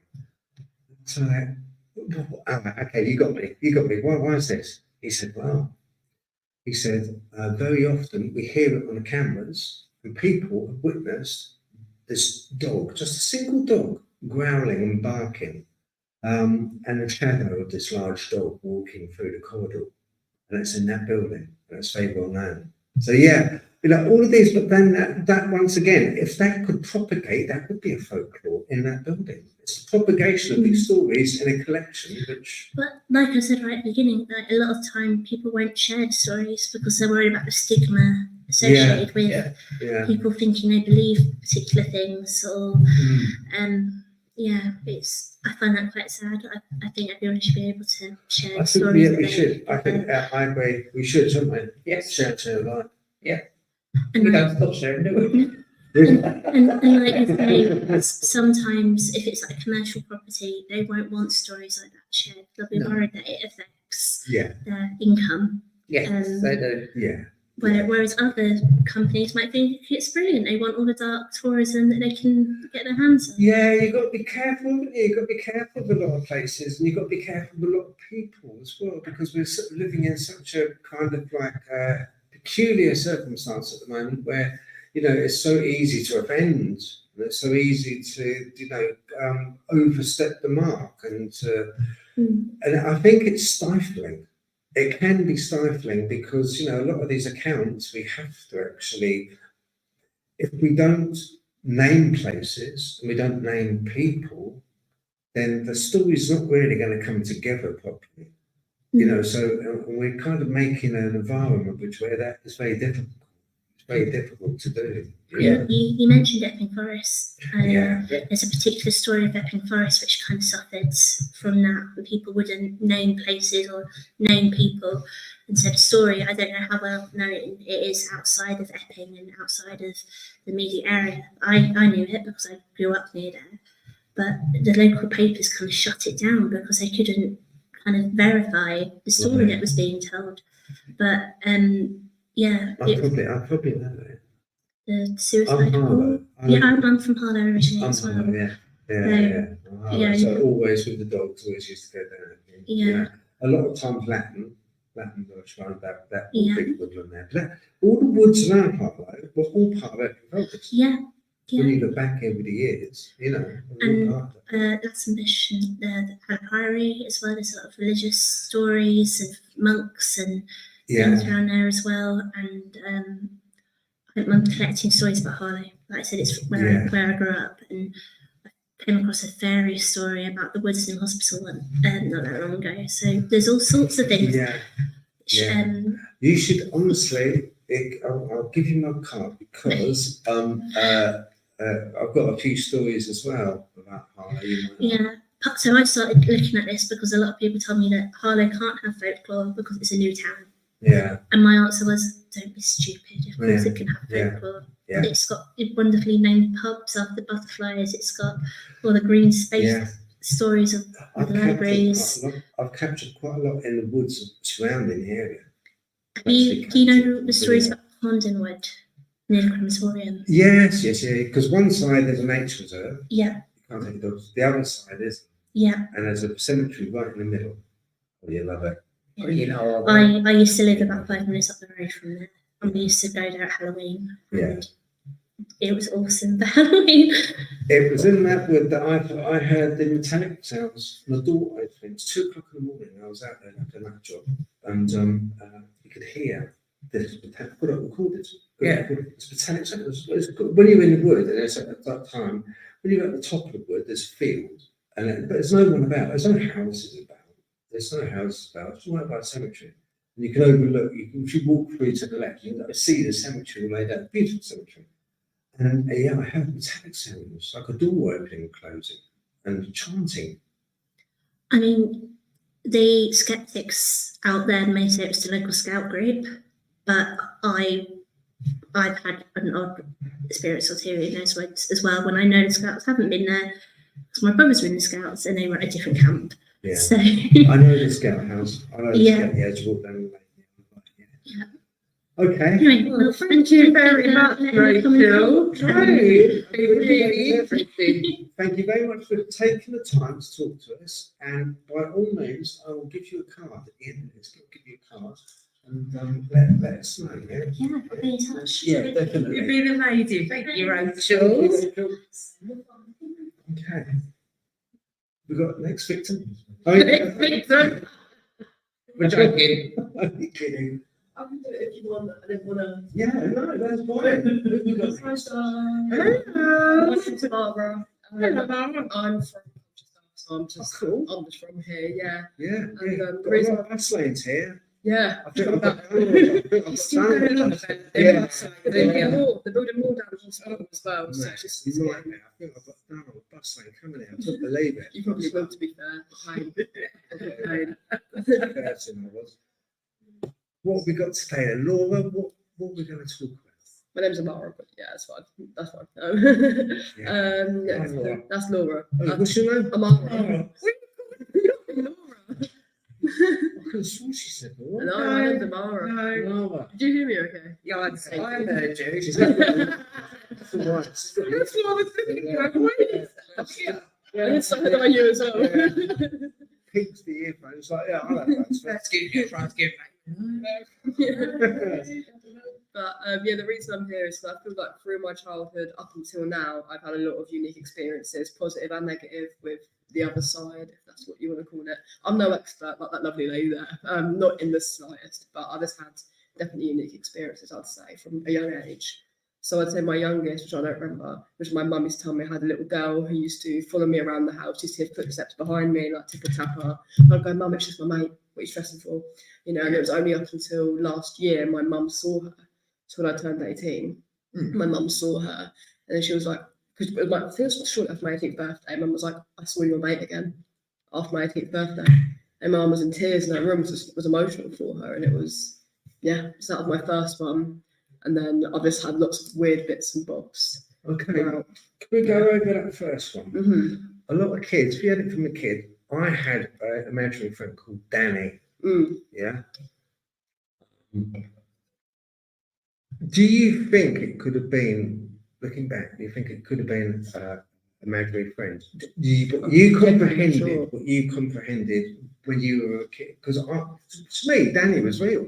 The exact same as me. So to me, that was just a little girl in my head probably lived down the road, and all her mums were friends, or whatever. Yeah. But then my mum said she went there. As I got older, she went, your mate just went there. I was like, what do you mean she went there? You know, that was baffling to me, because I remember seeing this little, you know, white-skinned blonde girl, you know, always wearing pink in my house. I was thinking, what do you mean she's not real? That's Like saying, you guys aren't real to Yeah. me, so I'm seeing you, do you know what I mean? Yeah, So Yeah. to me, it definitely was. But like you said, children's imaginations, but yeah. it did feel definitely real, without a doubt. But seeing us doesn't necessarily make it real, because we are just a reflection of light, which your brain interprets into electrical impulses and goes into your brain, and so Subjective. so it's all, yeah, that's it. We Mhm. think it's the table's actually solid. It's not. It's full of. It's just space. Everything's space. It's all sorts of atoms and stuff, Not isn't it? necessarily. It's all You went deep interpretation. there, didn't you? I know. I went off on one there. So did that girl that you saw? Did it ever speak to you? I feel like we just played. I feel like there was no communication. It was just I had my Barbies here or my WWE toys, whatever I had. I was a bit of a both growing up, you know what I mean? Oh, definitely Yeah. WWF for me. I had the both, and then anyway, she'd just be doing her thing with them. No words were needed when you're kids, innit? You just Yeah. sit with someone, you join in, you know. Yeah. And that's just the way it went. And that little girl never existed, supposedly. But then my mum saw her in the flesh, well, flesh, like you said. But saw her before it was my 18th birthday, so about a year ago. About a year ago. But yeah, I'm 19 in a couple of weeks now, so it's about a year, about around this time last year. Well, she saw her as a little girl. My mum did. Well, My she mum did. saw her as a She little just, girl. she'd never seen her before that, but when Yeah. she saw the flesh, she just knew that's that little girl came with my daughter. Mm. But she'd never seen her physically before that. Yeah. My mum was on the toilet, and then she saw it run out of my room to the other side of the landing, so across past the toilet, Yeah. because the door was open, and she was just like, I wasn't prepared for this when you're in the toilet, do you know what I mean? But it was shocked her. That's interesting. That is really Something like that in my family though. I come from half Caribbean, half Irish travelling family. So with both of those cultures put together, Yeah. I have a very interesting spiritual background in my family, I'd say. Yeah. You see, I think that goes a long way. Hmm. Like my background, Russian Jew, Hmm. Northern Indian. Yeah. So it's like kind of that mixture, so I was born in Aldershot. Yeah. Immediate mum and dad, Ipswich and Cambridge. But when you go back in their lineage, yeah, it's a mixture, Yeah. And I think that's very interesting because it is because you have got that clash, I mean, there's a lot of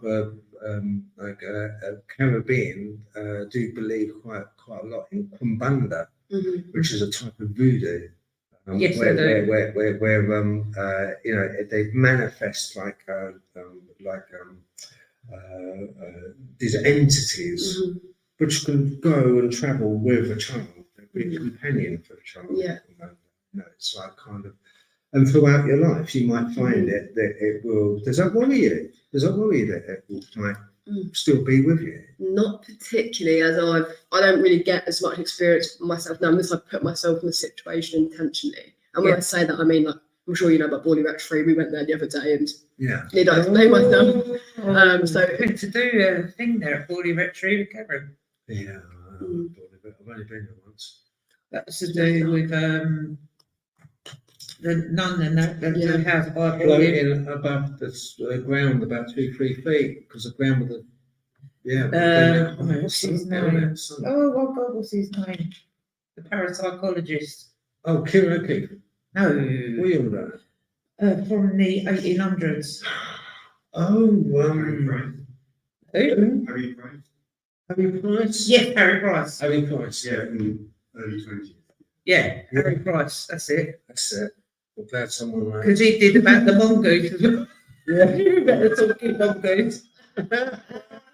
I've got way off subject now. Right? Shut up. Can I ask you another question?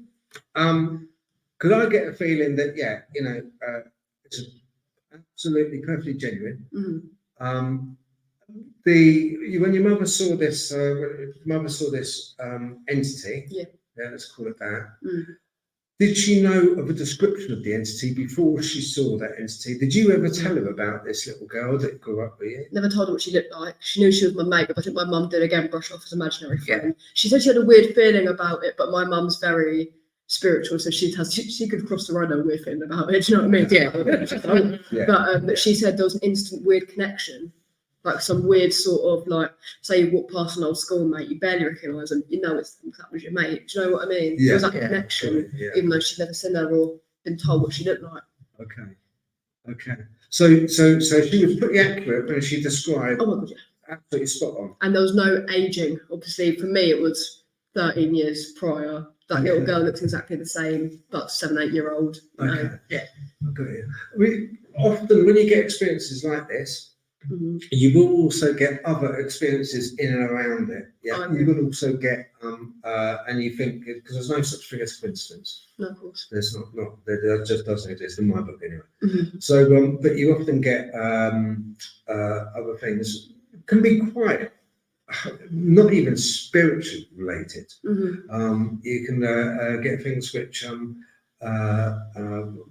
where you'll see a doppelganger. You might see a UFO. You might just really odd, strange things happen. Have you ever had that happen to you as well? Sort of. I had a similar experience with a little boy around the same age, but I was a bit older. I was about 13 when this situation happened. But the little boy was the same age as the little girl, and I truly believe in whatever spirit realm they're in, they're related, and that I can't explain why. I just have that feeling. Yeah. And I say that because I'm not sure what I'm allowed too much I'd say online, but bit of a trigger warning, I struggle with self-harm growing up.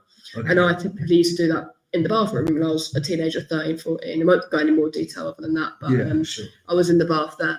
I used to sit in the bath, and then, but my mum above the bathtub used to have this like, it's almost like these shells hanging off like this thing, and it used to like, you know, just hang there, decor, mum decor, you know what I mean? And she painted these shells, she loved those shells anyway. But when I was upset and I'd be screaming in the bath, crying all these emotions, I was 13, you know, I had all this going on, they used to swing mental. And I say I don't mean like a wind, you know, I mean like smacking off the walls. And I'd feel these tiny little hands on my shoulders, like a little comforting way. I'd be like, oh, it's okay, because he's here. Again, I'd never seen him, I'd never had a description, but I just knew he was younger.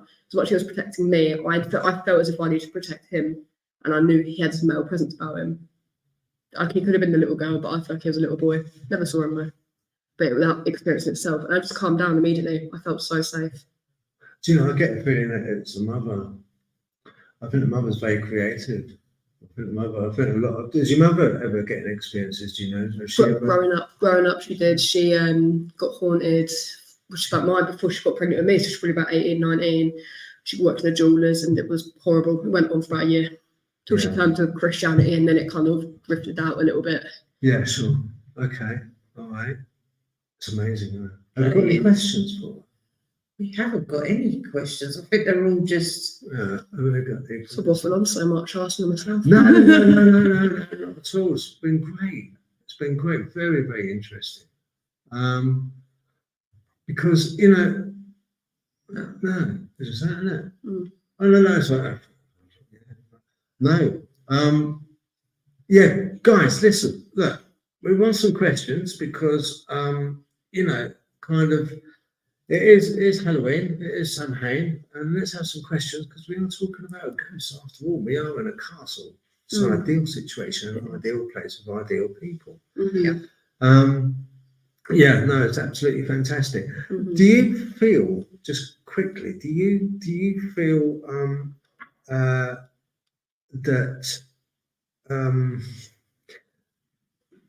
this entity, has it grown with you? As you've gotten older, has it aged? No. Has that aged? I'd say no. Because whether this little boy and little girl was the same entity, it felt like, even though he or she was guiding me or going through that tough time with self-harm, I still had that feeling to protect it because I was like a little bit older. Like, you know, when you're with a child, if it wasn't what you feel like, I need to keep this little human safe. Yeah, I feel natural, especially as a womanly instinct. Yeah. And I had that feeling like I had to keep this little person safe, even though they're comforting me. It was really weird. But another thing I do think of quite recently is I'm pregnant at the minute of a little boy. And I'm thinking, could that be? Congratulations. Thank you. But I'm thinking, is that linked? Is that my son from, you know, from another realm? I'm thinking, I'm not too sure how it works in that sense, but. Do you know, my daughter said the same thing, Eloise. She goes, Mummy, I'll picture you. I did it even before, because I go, I picked you, kiddo. I was like, I made you. She Eloise said to me, you asked her. She said, no, I saw you and I picked you. I said, how did you work that? I said, you weren't even bold. And she went, no, I remember seeing you and I picked you. That's lush. That's lovely though. It's comforting in a It was in a really sinister way. comforting. Yeah. Well, I'm just like, should I be scared? There's a Damien ways. Yeah. Smile and cry. Oh my God. Okay. What do you think? If I was to ask you a question, in your heart, what do you think it is? What do you think it is? I feel like as a woman, I want to believe it was my son. I want to believe that, but I also feel like it is just a little boy who was just looking out for me on the other side. But I want to believe it's my son. But I don't know if I'm gaslighting myself a little bit. No, I don't believe that. 1 second. Actually, if you feel that, then there's a reason why you feel that way. Definitely. 100%. Yeah. I wouldn't dismiss how you feel. I'm just thinking, am I as a first time mum getting excited, thinking that happened to me when I was younger? Definitely mine. Like, you know. No, that's well, that's really, really lovely. When are you due? April. April. Yes, not 27th of April. Oh, I thought it was 13th of April. That would have been weird. That would have been weird. She was meant to be April Fool's. Was she? Yeah. Was she? Yeah, she didn't fool me. Brilliant. Okay. Have you got anything else you'd like to share? Not really. They're my two main things. Obviously, in between that and that, I've had lots of little encounters, like with my animals, especially. So I've had lots of pets growing up, and I've felt their presence as well, I'd say. Like recently in May, we had to get my little Bichon Frise puppy put down. Oh. He was 16 now. He had a good long life, and he was ready, you know. Yeah. But because whenever I'm cutting cheese in the kitchen now, he loved cheese. I feel he was a Bichons are fluffy. I feel a bit of fluff going across my leg. I'm like, quite healthy, you know. And then just stuff like that. Mum's the same thing. She can, like, if she's laying on the end of the bed, she'll feel Alfie, like his little lump where he would be on the bed on her feet, sort of thing. So she'll know he's there. And then I've had a lot of that quite recently as well with him. I had that, you know. We had Molly, it was a German Shepherd cross, put down. She was getting on, bless her. The usual thing, German Shepherd, hips go, you know. But anyway, what it was, I made a bed because I said to my missus, look, you know, I'll make a bed base because they want a ton of money for a wooden base. I can knock that up, you know. Knock it up like well, a different show.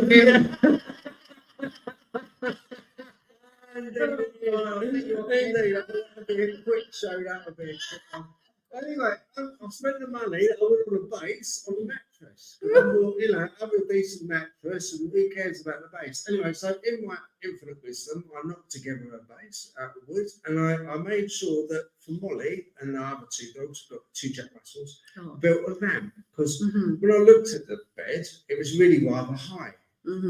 Even for me, I'm quite short, 29 inside leg, and I have trouble getting up. You know, the missus, she had to lift me up like that sometimes. So it was a little bit high, but I meant to do that, I think. Anyway, so when Molly used to jump off the bed, we used to be downstairs watching TV, and she was quite a big girl. Used to hear her thud, quite distinctive. And then it used to be quite distinctive thud on the upstairs bedroom floor.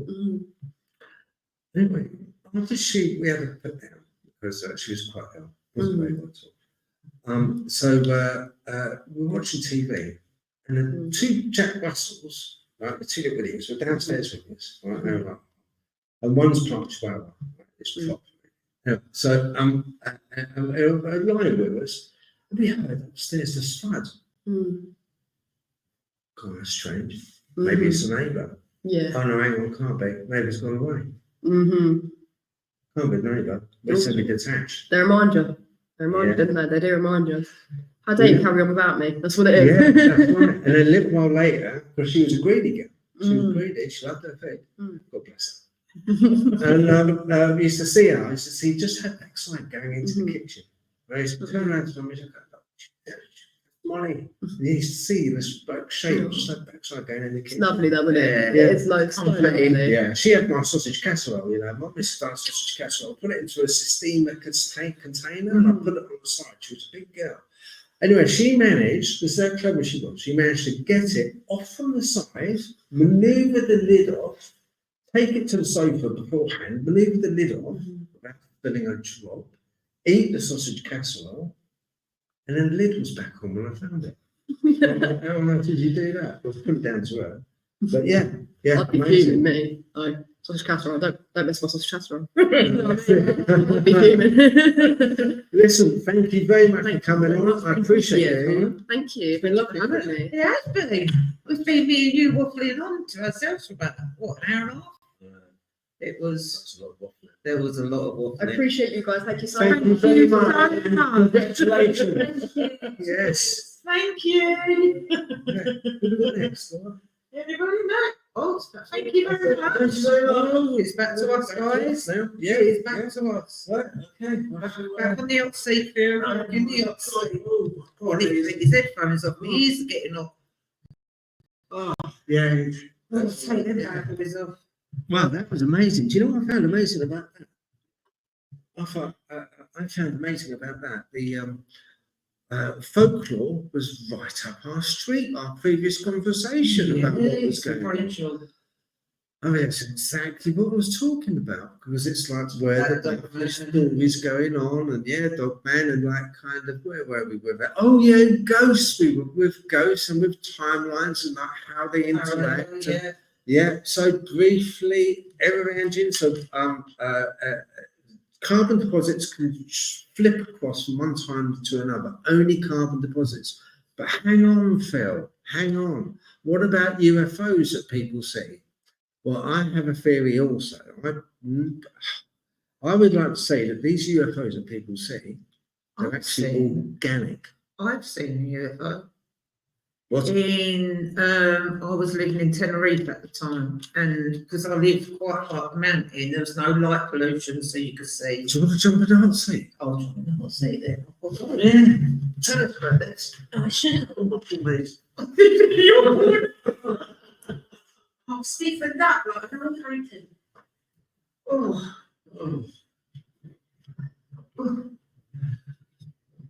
Hello, everybody.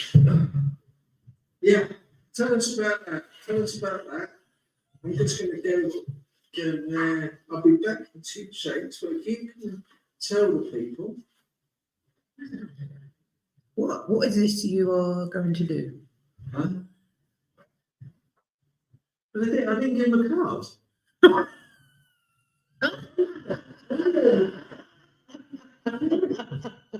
Oh, he's been away. Yeah, right, what am I going to do? Because he's walked off and left me, and I can't see if any of you guys have asked actually any questions. So I will get into the UFO department when he comes back. No, I can't see it, guys. But yeah, so any questions you guys have until he links back to us? I shall give you a bit of insight how I started to get into this paranormal investigation. I remember when I was quite little. It's quite a personal story, but I will say it. It's my granddad passed away, and I was 7 years old, and he had throat cancer, so he had the hole in his throat. And you remember them voice boxes, so he sounded a bit like a Dalek, bless him. And so that's how we would talk. And I remember, I believe it was in 96, it was when Princess Diana died. And he died, it was either a week or 2 weeks before Princess Diana died. And obviously I was absolutely devastated because it was very sudden. We didn't know he was going to go and how he went. Very quick for him, but quite horrific for my nan, bless her. And I remember laying in bed, not quite understanding at 7 years old. You don't really understand what death is and the concept of it. And I remember just laying in bed in the dark. I haven't changed in that way. I still love the dark. I loved the dark as a kid, quite a weird kid, still am. And I just remember laying there, and I was just thinking about like my granddad, and I remember feeling like, you know, when someone sits on the bed and you can feel like the dent in the bed. And I could see it. I could see the indentation and it was weird because it's the smell. It smelled like my granddad, like the smell. Like I recognised it as my granddad, and then I heard through what I remember as a child, like the voice box that he had to talk through, because his voice box got removed. He was saying, "Look after your nan, and you will be okay." And it would start off. I was absolutely terrified because I felt because I recognised it, but I weren't quite sure what was going on. And then another day, the next day, I went to sleep. When I woke up in the morning, all my chest of drawers were open. And it sort of accumulated from there. And it was, I believe when they say that children are a lot more sensitive to the paranormal, to the ghosts, because you get more when you listen to ghost stories and that children seem to be that voice for ghosts, that they see them, that they can connect with them. And it's a really interesting concept because they say that because children aren't affected by the outside world because they're so innocent and pure that they can see what us adults can't. Oh, excuse me, sorry. Oh yeah, we're still on a podcast at the moment, but we're about ready to wrap up, really, I think. yeah. Oh, okay, yeah, that's great. Is she coming back over here, or shall I go over there? Oh, brilliant. Okay, thank you. Thanks, Laura. Laura. Laura, sorry. Not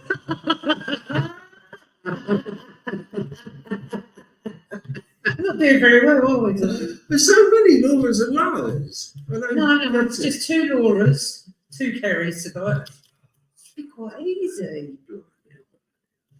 It should be really easy. Right. Do you know what I think we're going to do? I think because we were meant to have that historian guy. Ben, isn't it? Ben, yeah. Yeah, it was meant to have Ben. Hello. Yeah. Hello. I'd like to give you a card. Because it might be a case of if you have any other information for us, you know, or something comes to mind, or even in the future. Definitely next time. Thank you so much for being part of this. All right. Thank you. God bless. Thank you. Sorry? Yeah. Oh, you're going for a talk? Yeah, they're doing a talk. Doing the talk now, yeah. Oh, okay. All right, well, guys, we are going to wrap it up then. Yeah, you can say that. No, I don't want to. Don't want to, Adam. Okay, thank you, everybody. But yeah, thank you so much, guys. Obviously, keep updated. We are going to be doing an actual investigation here on Saturday, so that's going to be really interesting. I can't wait, especially get me in that dungeon. Yes, indeed. Lock me up. Yeah. Happy Halloween, everybody. Yes, happy Halloween. Thank you guys so much. We really appreciate you being here with us today. Sorry the historian didn't come round, but obviously very, very busy. Yeah. But yes, thank you, and we shall say good night. Good night. Thank you, everybody. Bye. Bye-bye.